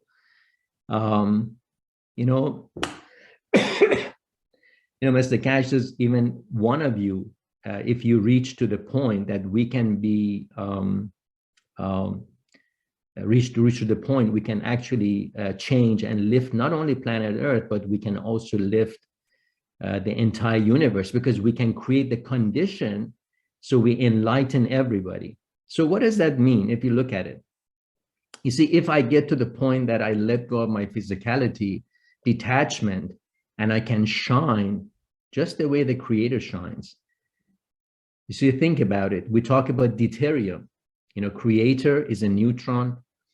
I can be another, proton and electron, like another. So it created a deuterium situation on two areas. And when Mitra comes, the physicality of Mitra creates that deuterium, creates that stability, creates that, lift, not only for planet Earth, it will basically the entire universe and unicos, because they are under the control or domain of the Creator, and another sun, another basically pole, you can say, here on the physical part, which create that balance, and it lift everything. But then when you think about it, I always think about there's always somebody else who has to do it, thinking, oh, somebody is going to do it, but why not me? So any of us can do. So we have to think about, we do have the power because it's in us. Creator created us in his image. So we all have the power to do it, and we have to believe in ourselves and connect and make that strong and stronger. It was something that has taken from us, or we didn't believe in it. I think by believing in it and be connected and be more humble. And I think the direction is more humility and be more humble and connect through that line with others and have the self-love. And the more we practice it, we get closer. And that's what I'm practicing. So everybody's welcome in the Farsi public teachings, yes? Yes, yes. Okay, and you brought up Mitra, and I'm pretty sure you've been to one of the temples of Mitra in Iran, haven't you? Yeah, I was there in my trip last year, actually this year, February, March. We we were there and we filmed it. Yeah. Thank you. And I had found in a box one of these decorative plates, and you've seen them. They're not as big as a dinner plate. They're slightly smaller, and they usually put pictures on there of sports figures or trains or what have you. Well, this was a picture of a woman, and I thought perhaps it could be Mitra. She was very well bedazzled with these large square earrings of emeralds and diamonds and brown hair and brown eyes. So I went on the internet and I looked up some pictures of Mitra, and it was similar, but not quite in a way. But the most picture I found was Mitra sitting on top of a bull, and there was a dog barking on the bottom, and there was a snake crawling up, and it says Mitra sacrifices the bull, or Mitra sacrificing, and I'm sure there's more meaning to this, but did you ever see anything like that? That No, but seemed to be the most prevalent picture that was displayed. But Mitra never existed in physicality. It was the soul of Mitra. You see, the soul of Mitra came as a prophet. For example, the same thing. The soul of Creator could be comes as a prophet. Basically, the prophet connects to the soul of the Creator, and then gets the wisdom, gets the elevation, and gets the connection. Actually, that's why I said Mitra wasn't in a physicality. It was the soul of the Mitra who was on earth and traveled. But I guess the people or the prophets who were in physicality, or who basically conveyed a message, maybe that's what people show as a picture of the Mitra. Yes, I was just wondering why Mitra would be sacrificing a bull. It just didn't add up in a way to me. But maybe that's just putting down the physicality in a way. Well, I mean, people may be doing a lot of things, but I don't see any reason with it. So, I mean, look at a lot of religious things that they did. It wasn't the message of the prophet, but even if you think about even exampling ourselves, even today, because people don't understand, so they start fantasizing with other things, and also they start giving their power away. That's what we say. Even if we see another magician in the universe, we know we have the same essence as the other magician, but he's from another galaxy, or he has more information. But in essence, what's inside of me, both are image of the God. So there's no difference. So I'm not giving my basically be submissive to him and I or serving him. No, I would serve the Creator. So, but I think humanity, they gave the power to others and want to be, subordinate to others, and that was the way the life was, and they saw themselves as small. But now, because of the science that we have, so we understand science, we understand plasma, atom, and physics, so we understand the science of creation through that line.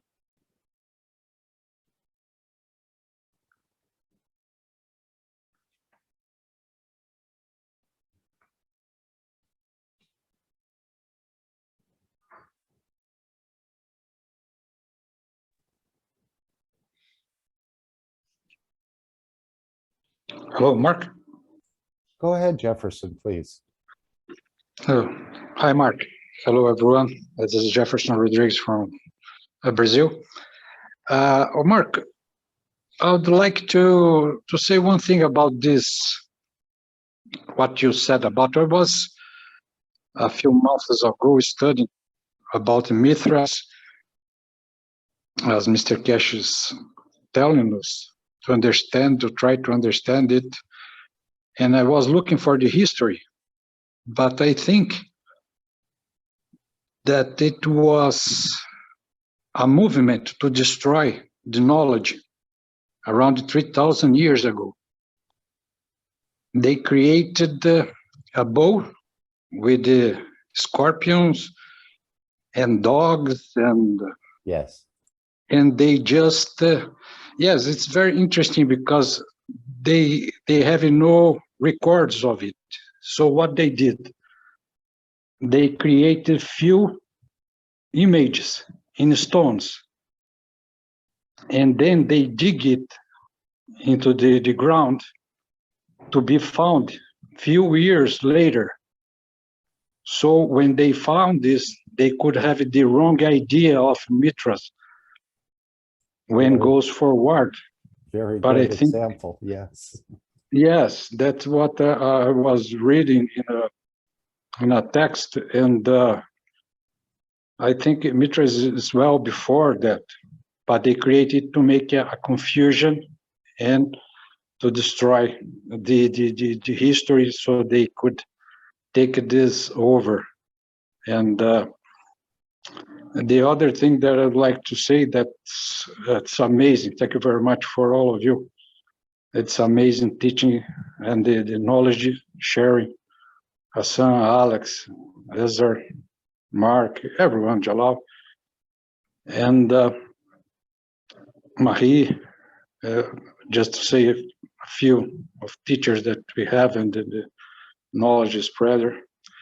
And as I understand that the last knowledge seeker workshop, the 407, Mr. Cash said for us to start to make a time on Wednesday, maybe then the Monday.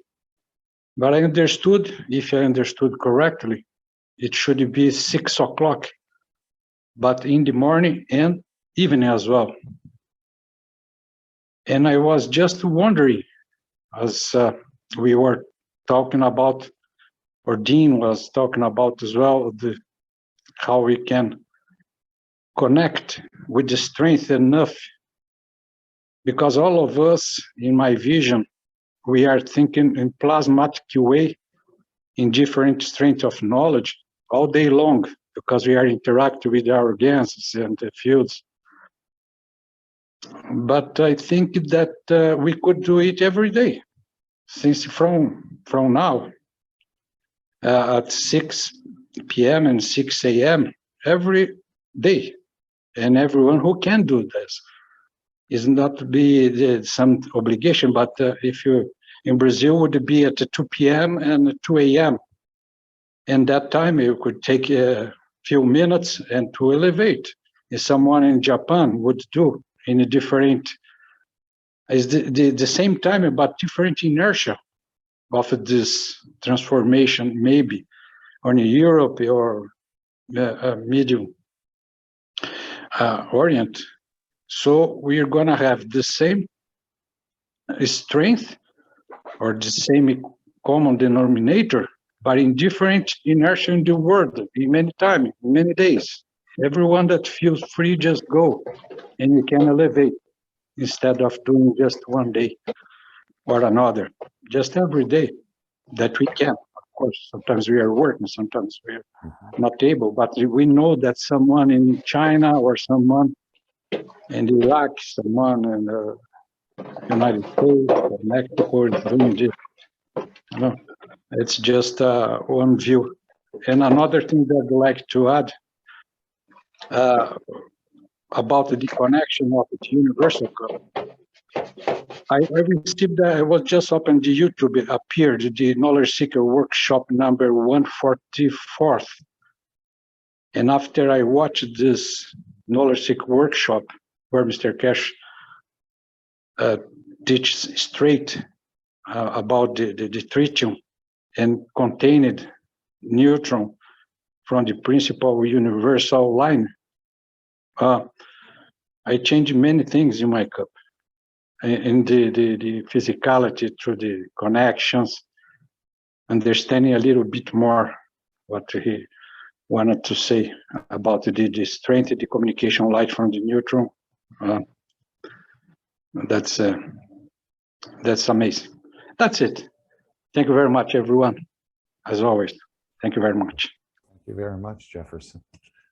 Thank you. One of the things I want to point here, a lot of people starts comparing the teaching of Mr. Cash and what he has brought with the religion and with Buddhism and things like that, and constantly comparing that, oh, this is, yeah, it's very similar to this. You see, what Mr. Cash brought us, it's far more advanced and beyond all the religions and everything else we have read. Mr. Cash has already taught us everything we need to know. Everything is right there. And we don't need to compare, just try to understand the science of the creation. That's all we need to know. And don't waste time or trying to go there to say, oh, this is very similar. And so as if I'm trying to, you know, compare it. And I think this would be more of a waste of time and also a hindrance, you know, learning, but trusting, because everything is here. Right now, the way I see it, the time has come. This is the time. And all the information we need is right there on the table. Mr. Cash has taught us very clearly, and it's all there. So it's us that we need to go and learn that. All the other tools, equipment, universal enhancement, vertical, horizontal, all of these are toys. These are toys for non-believers.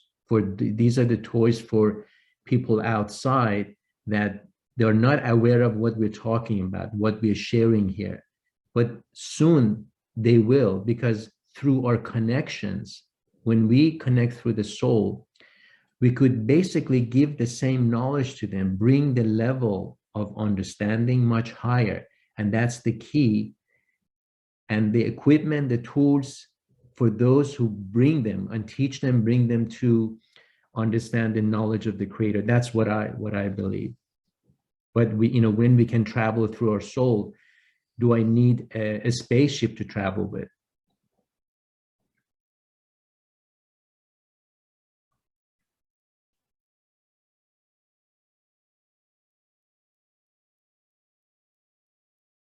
Thank you, Ressa. Thank you very much. You're welcome.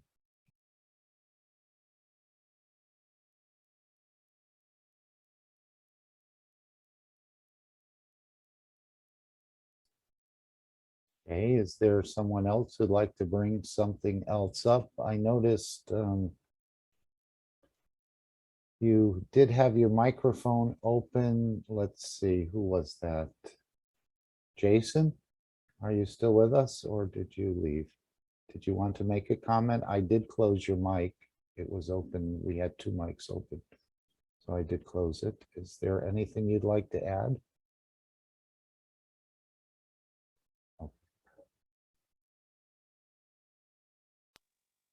No, I did not realize my microphone was open. I apologize. No Thank you for yes. A great afternoon, Mark. Thank you. Thank you. It's all of us now. It's all of us. It's not just Mr. Kesh anymore.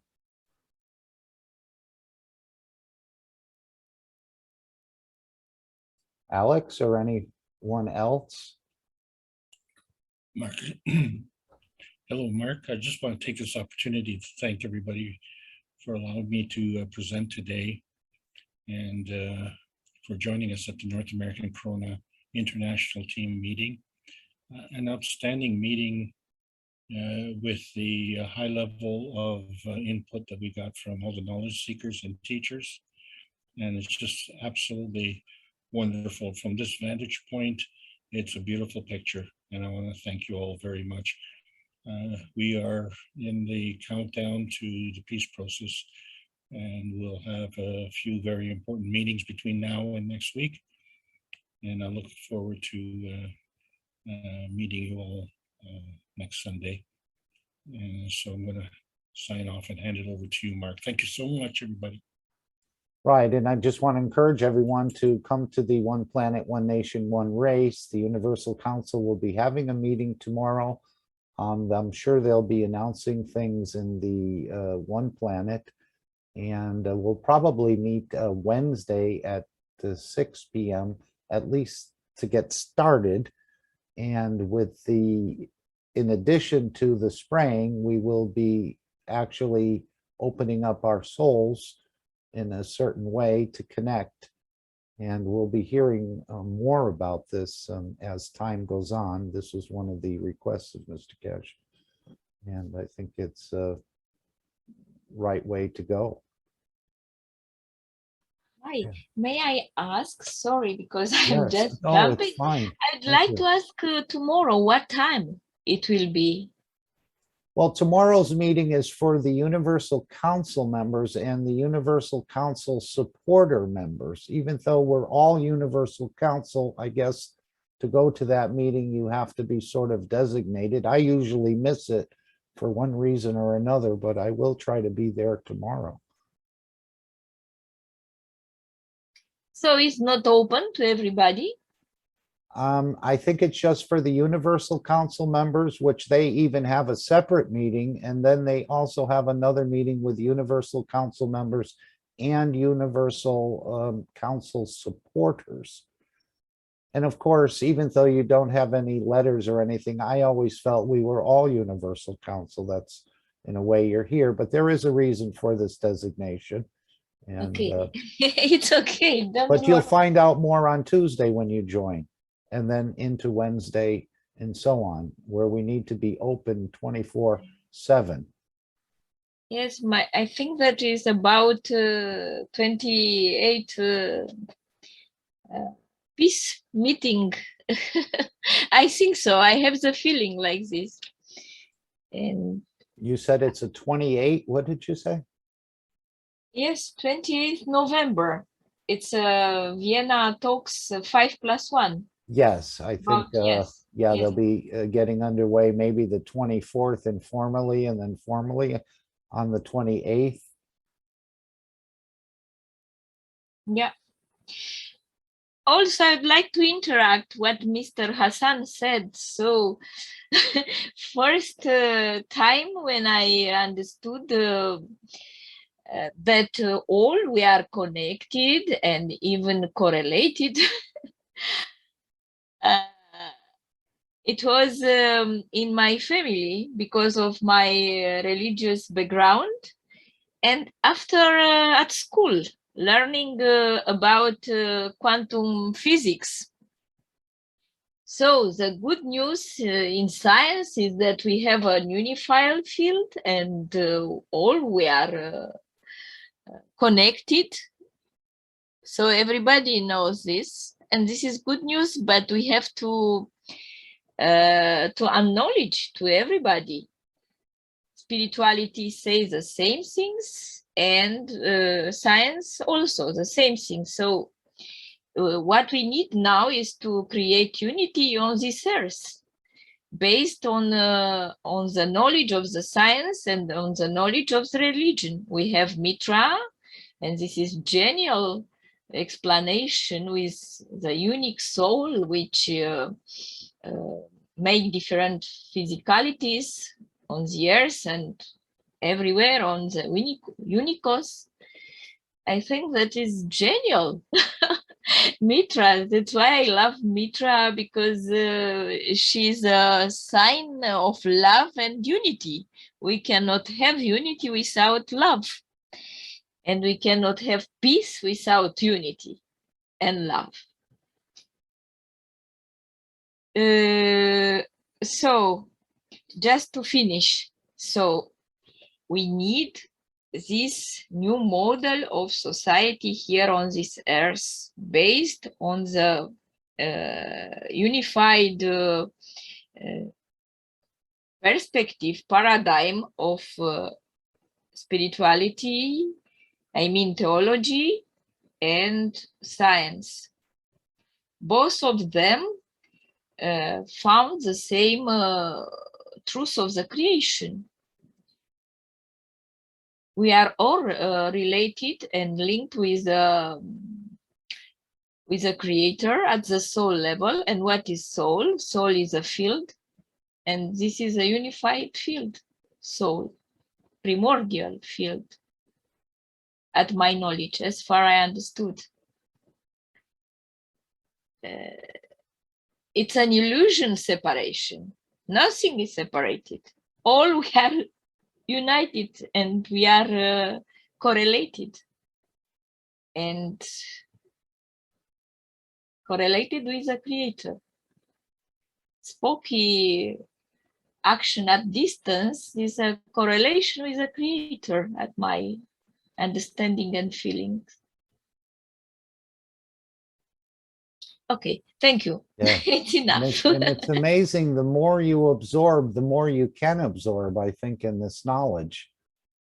As soon as you, as Hassan said, when he reviewed those 170 knowledge seekers workshop or whatever number in that area 15 or 20 times, and then he went back and reviewed it again, and he sees what he didn't understand the first time. So as you gather more knowledge, I think the more knowledge you can gather, and we're all growing at different rates and speeds into the knowledge of the universe.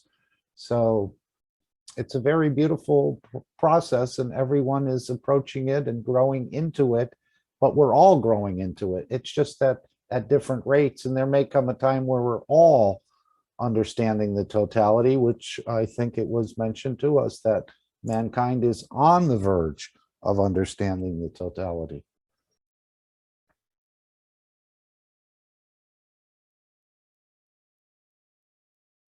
And it must apply to the rest of the creation as well. I don't think the lions and the ants will be left out of it per se. But of course, we'll see as we move along here.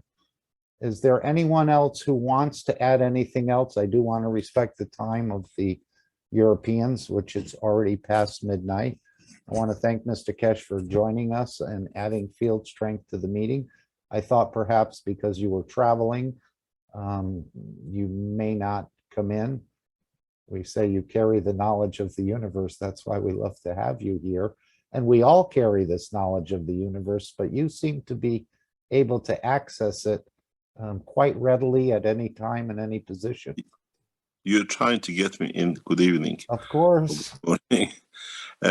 No, we are very busy at the moment with a lot of things which is happening in the background. And as you know, in Austria, we are on a total lockdown from tomorrow. And a lot of needs. Does not affect the companies and the workforce in so many ways, but it affects the number of our work people. But we are trying at the same time in the background as advisors and working through the 5+1, which starts this week. We try to bring some sanity to an insane situation at the moment, as I call it. And heavily involved in this situation, and I can show you maybe one or two things to see how prepared we are getting, because you are part of the foundation. The Keshe Foundation offices across what we call organizations around the world are setting out to become what we call the flag bearers of new condition. And we will see revolution in the structure of Keshe Foundation worldwide. We have set out to create peace. We have set out to create condition for peace, and needs what I call resolute decision making, to know in what you do is for what we stand for. And as you have seen, you'll see it today for the first time, the Iranian flag next to the Austrian flag is written in the Keshe Foundation exhibition center. We are ready for negotiations, and we are preparing the whole ground for it. Even today, with the permission from John, the flag of Iran for the first time has risen in United States. It's not easy, but we make it very clear for all nations that Keshe Foundation is independent from any government. And we stand to bring the change. And at every center, every factory which Keshe Foundation operates, Every health center, an Iranian flag will be present next to what we call the flag of the nation. You have seen previously the same, what we call flag in respect to Keshe Foundation in Iran. We are not making a separation, but we are making as one nation.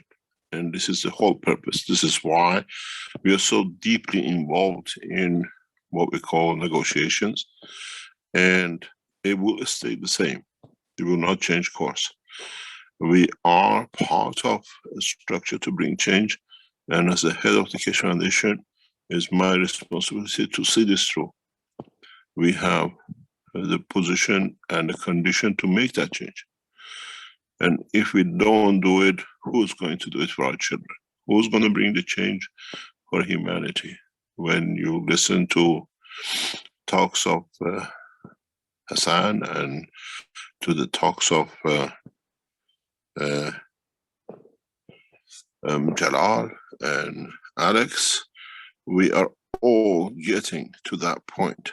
We're all getting to that understanding of the what we call our work to be part of the same, not any different.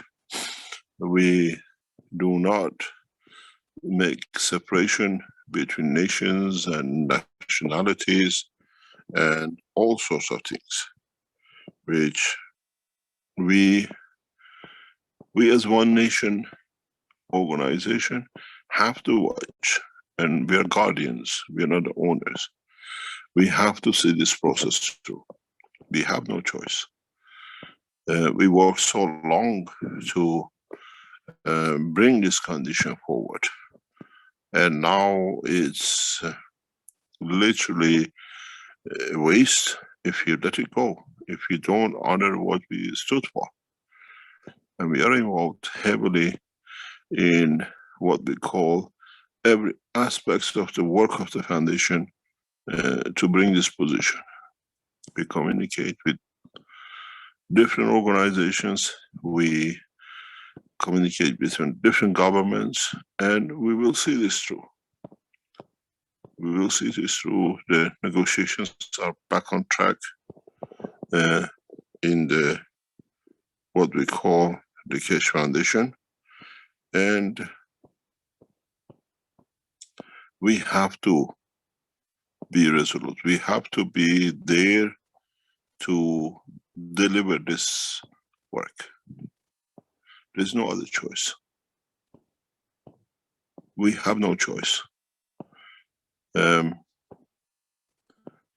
We stood by governments, we stood by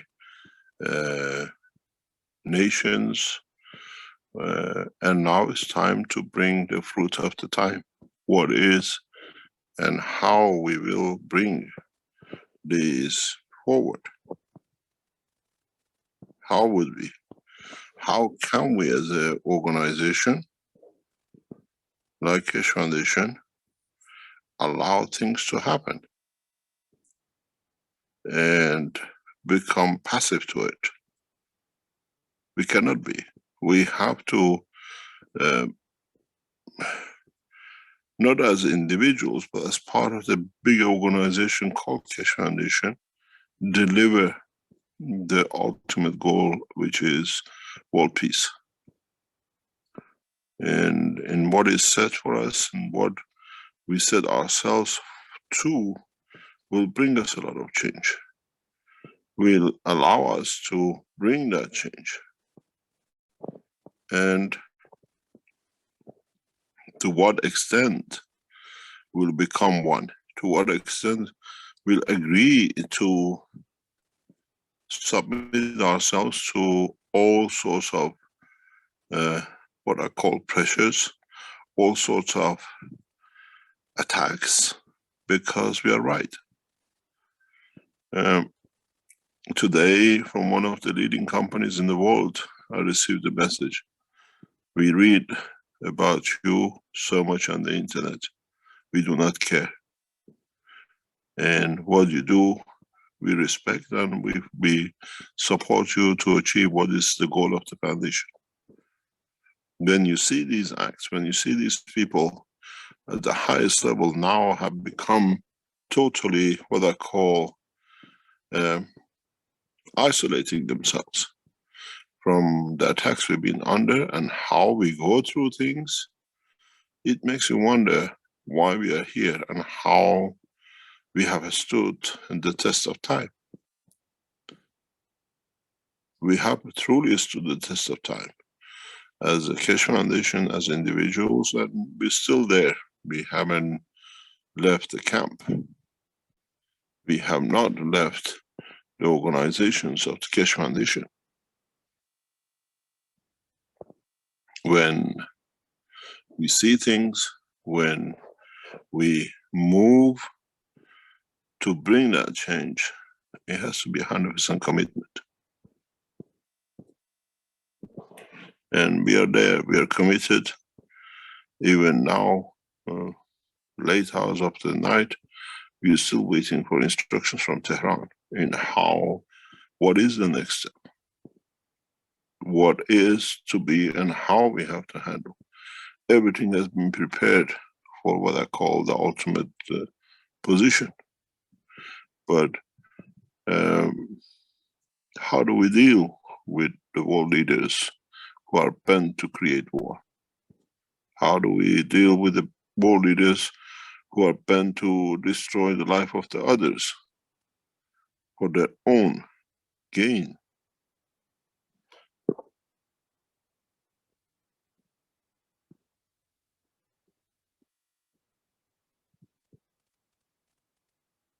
We are set to bring the change, but to what extent we are prepared to stand for it.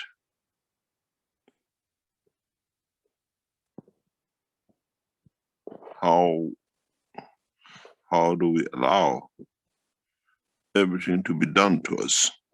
And you're all what I call North Americans.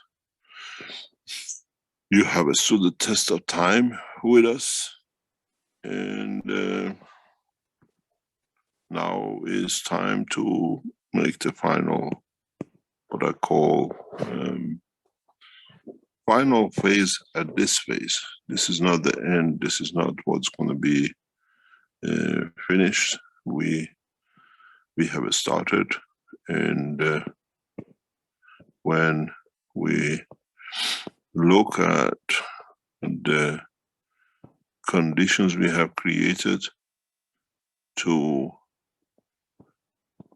be able to raise the flag of a nation in another nation for peaceful application, when even the nations are at war through science and technology, it brings a lot of pressure. It brings enormous amount of pressure on the world leaders. And we are there. We will go resolute and we will win, but there is no doubt about it. When we work with the structures which are working with us to deliver technologies, deliver what we call finances, to deliver know-how, it's amazing. Now we used to be individuals and was a Keshe Foundation. Now we are supported heavily by governments because we, like you in these teachings of today, from all over the world, people can talk and share their knowledge without limitation. And this has shocked the world leaders. You have to understand that everything has been hidden behind patterns and secrecy. And you knowledge seekers, the only secret you have, I think, is how to get to your soul. And that if we teach you that one, then I don't know how we can tame you, how we can control you. And this is what is part of our work. And when we sit, when we watch how you knowledge seekers work relentlessly, spreading knowledge, teaching the knowledge, this brings us to another dimension, to another position. It's not easy, but now in the next few days, we will see in the most abnormal places, in the most remote places,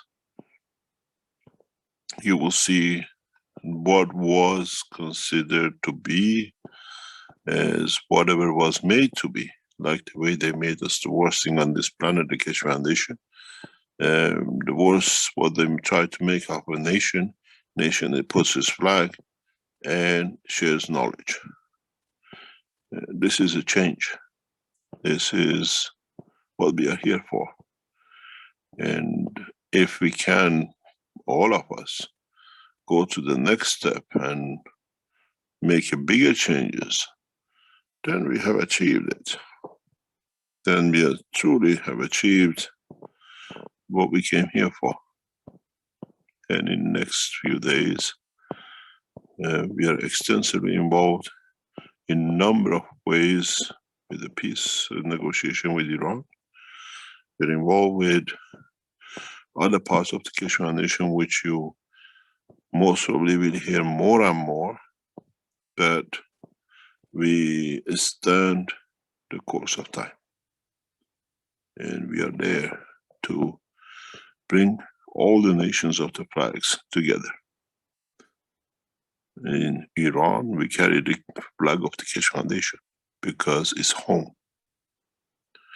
And in Austria, we carry the same. And now United States. And it's literally every nation is our home, as we are one nation. And the government sooner or later will yield to this. They have no option.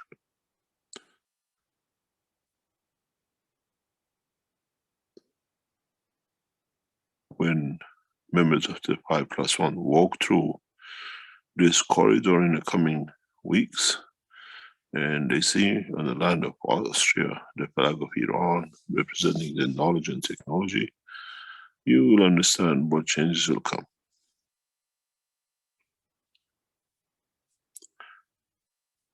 And this is what the beauty of it is. And we don't change color. We stay loyal to the nation we serve.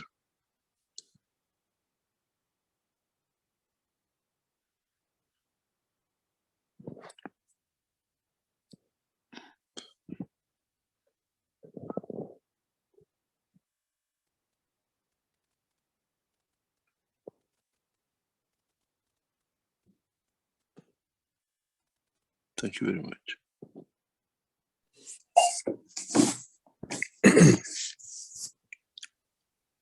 Mr. Cash? Yes. Yes. This is Ed from Indiana. Just a few minutes ago, you talked about the knowledge seekers being able to take the next step to bring what we need. What is it that we knowledge seekers need to do as the next step? What are we to need to learn? It's not learning, is be ready to teach what you know for the others to build on you, on your knowledge. We don't claim anything. And in a way, the way it's set up and the way we'll pursue the peace talks in Geneva, in what do you call it, in Austria, in Vienna, it's very simple. We're not threatening. We're just telling them what you're missing. It's a big difference. Up to now, the negotiation has been on the basis of threat, fear. Now on, the negotiation is on what you are missing, what you're left behind with, that you want to have. and we work on those bases, not by fear, but by what I call two things: one, greed of the man, and one, by man understanding his left behind. It's a very powerful position. If you, I've shown this last week on in one of the teachings, when you put the heads of negotiations on a table and you tell them, you explain to them one simple thing, that what you boycotting for, you already boycotted yourself from knowledge. What you are boycotting for and creating so much mayhem, what have you left yourself out of? We are very clear about sharing knowledge.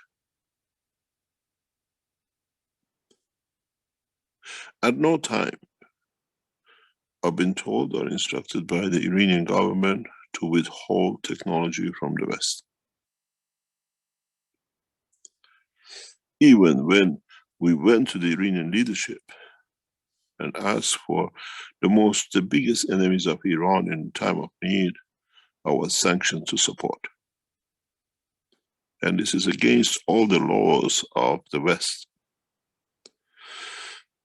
When the Israeli Prime Minister was in coma, and we helped to bring the Belgium girl out of coma, I sent a written request to His Eminence Ayatollah Khamenei of Iran through the Iranian ambassador in Brussels, request permission to support the Israeli Prime Minister in coma.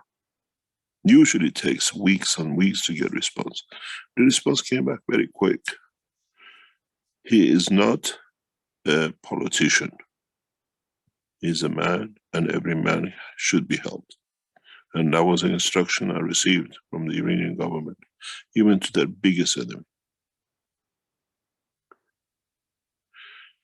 And if you check the press, you will check the Israeli Prime Minister that week was moved to home to be supported by the Keshe Foundation technology.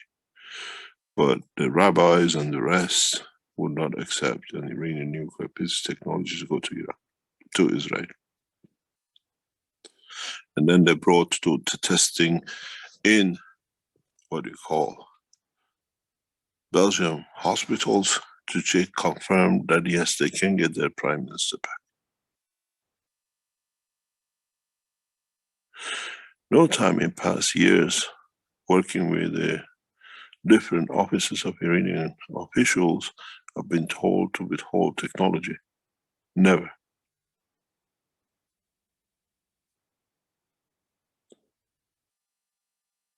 And this is the beauty of a nation which knows its power and knows its strength, not its weakness.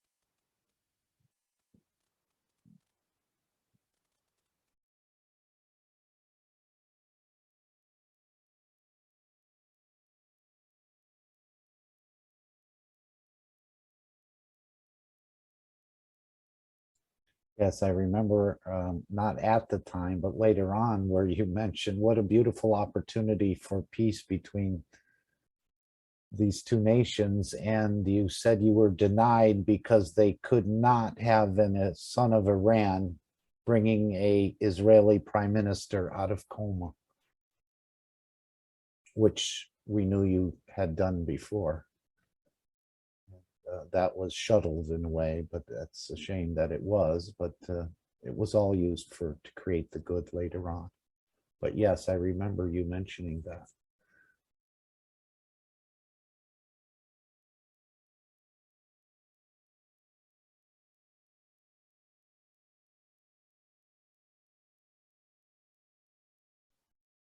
Mr. Cash, I will be there at the soul level. I have the feeling that they will have finally shame of all what they did and continue to do.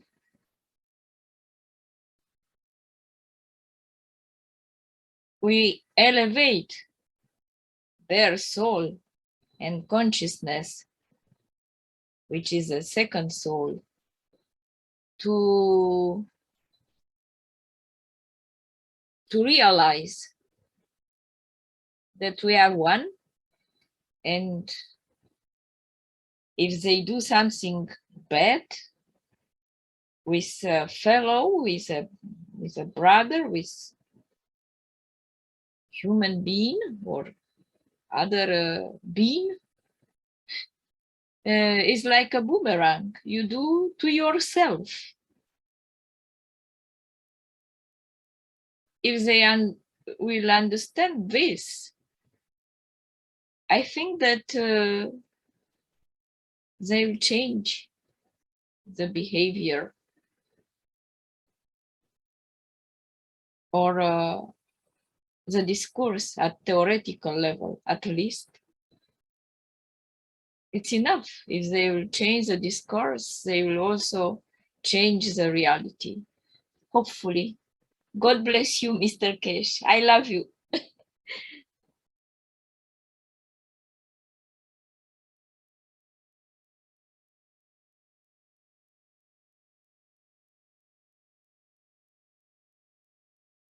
Is there anyone else who'd like to come in here? I know, and again, it's approaching 1 a.m. in Europe. Jalal, are you still with us? I know you have to get up early for a class. You didn't hear me snoring? Oh, no, you had your mic closed, I guess. Does No. this mean we're going to have an opportunity to practice separating from the physicality before we're actually forced into it?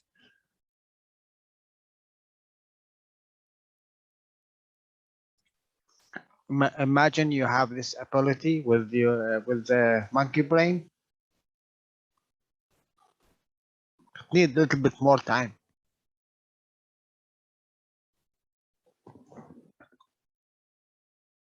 I have a proposal just to make an exercise now and make the same exercise when the talks will start, to send the intention to the universe, to the creator, and also to feel it in our heart. How to be, when you feel peace in your heart, in your soul, and all the planet will feel the peace at the soul level. And the soul of the planet is in peace. Because we are the soul of the planet and we are in peace.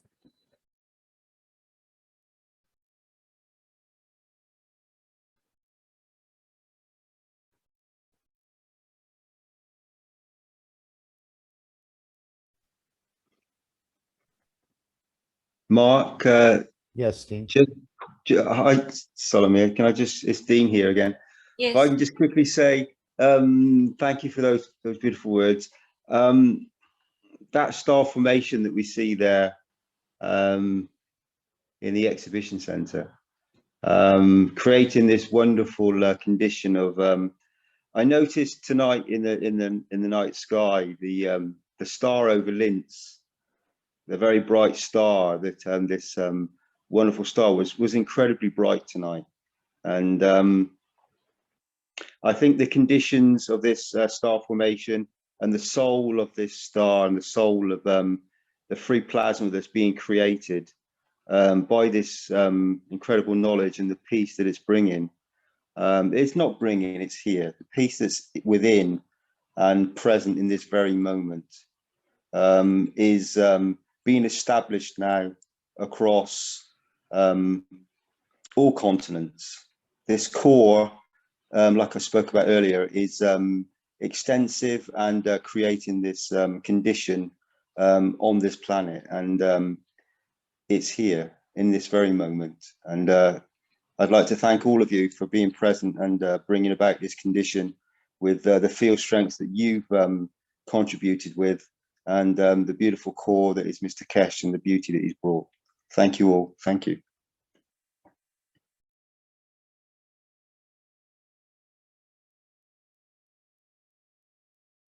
Thank you, Dean. You know, I was wondering, what is this light of plasma? And from my birthday on 18 November, I look on the sun and star formation just appear on my vision. And in the middle, the free plasma, but it was not a sphere. It was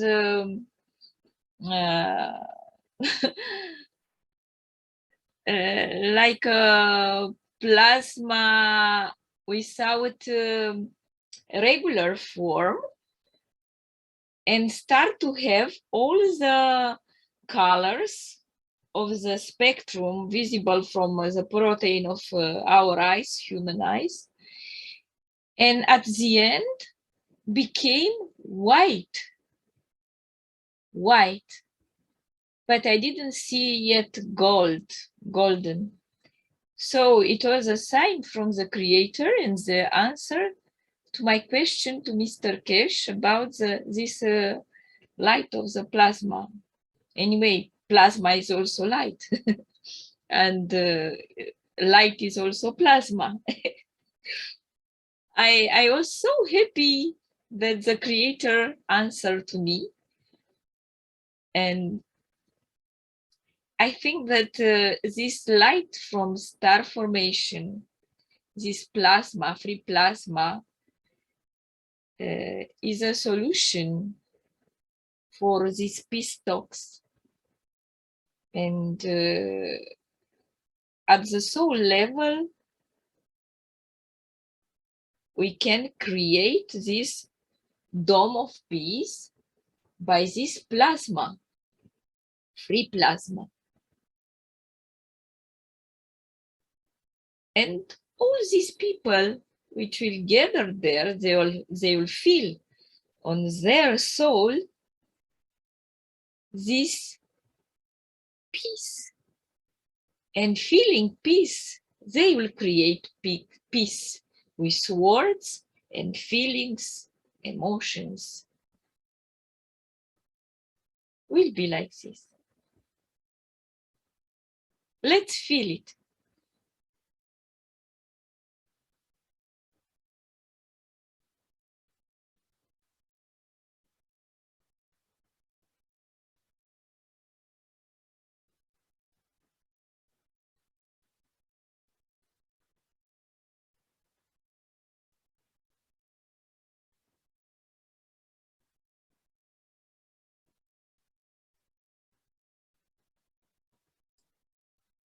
Okay, I think we're about to bring this meeting to an end, even though I don't really want to. It is very late for many of us, and they've been in the meetings for a long time. And we were going to try to make these a little shorter, but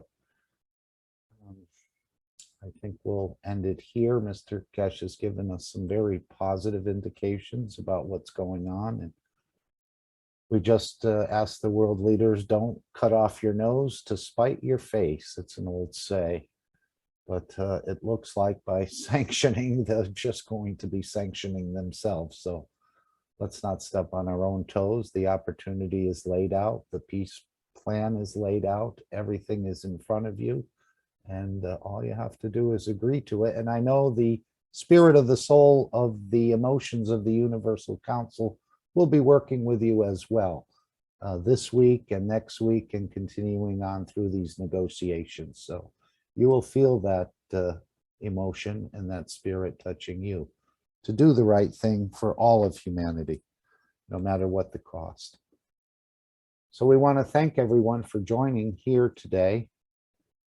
and elevate the Universal Council and their intentions of what they're about to help deliver on this planet, and we support them fully and we follow their guidance. And I don't think anyone else could have done it. Maybe one of the other generals could have volunteered for this mission, but I think you were perfect for it, Mr. Kesh. And no one else could have organized this entire planet in such a way over 20 or more years to bring us to this final position of it's all there, it's ready to be harvested. The fields are full, and the workers this time are not short. So thank you all. I am going to play Tomorrow's Future and then the final disclaimer. If anyone would like to add anything else, now would be the time. And again, I just want to respect everyone's time. And thank you for coming in, Mr. Kesh. I know you were traveling this week and it might have been hectic. I don't know if it was a local travel or international, but thank you so much for appearing with us.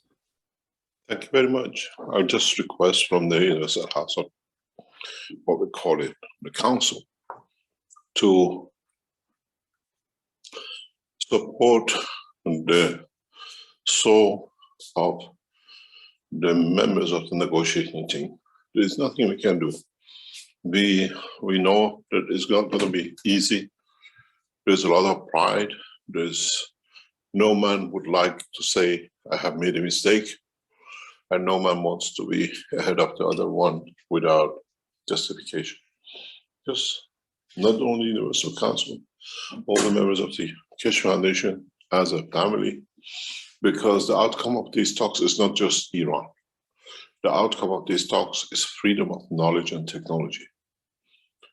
The outcome of these talks is freedom that all of us can reach a point that scientifically we agree that the knowledge of the man is respected by the man and not what is written the piece of paper and protected by. And hopefully, we'll see a breakthrough.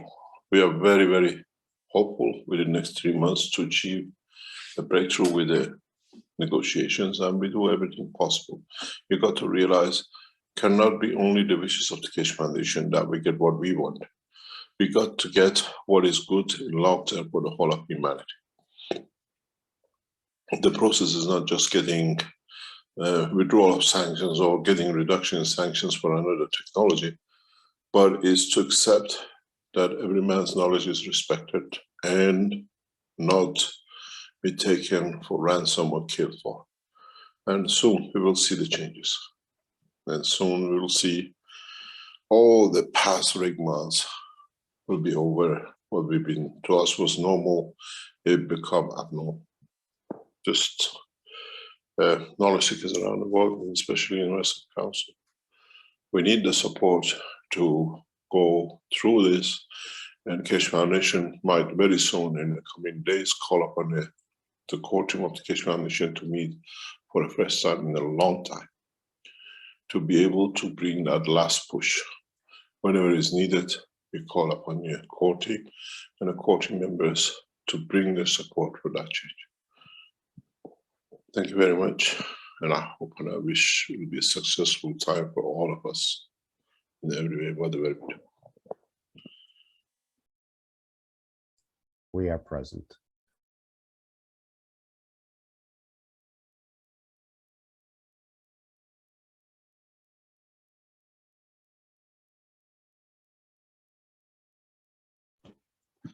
Thank you, Mr. Kesh. It's Dean here again. I'd just like to say we are present, and that star over Linz can be seen and felt and experienced in Vienna. And it is present in every moment. Thank you, Mr. Kesh. Thank you all.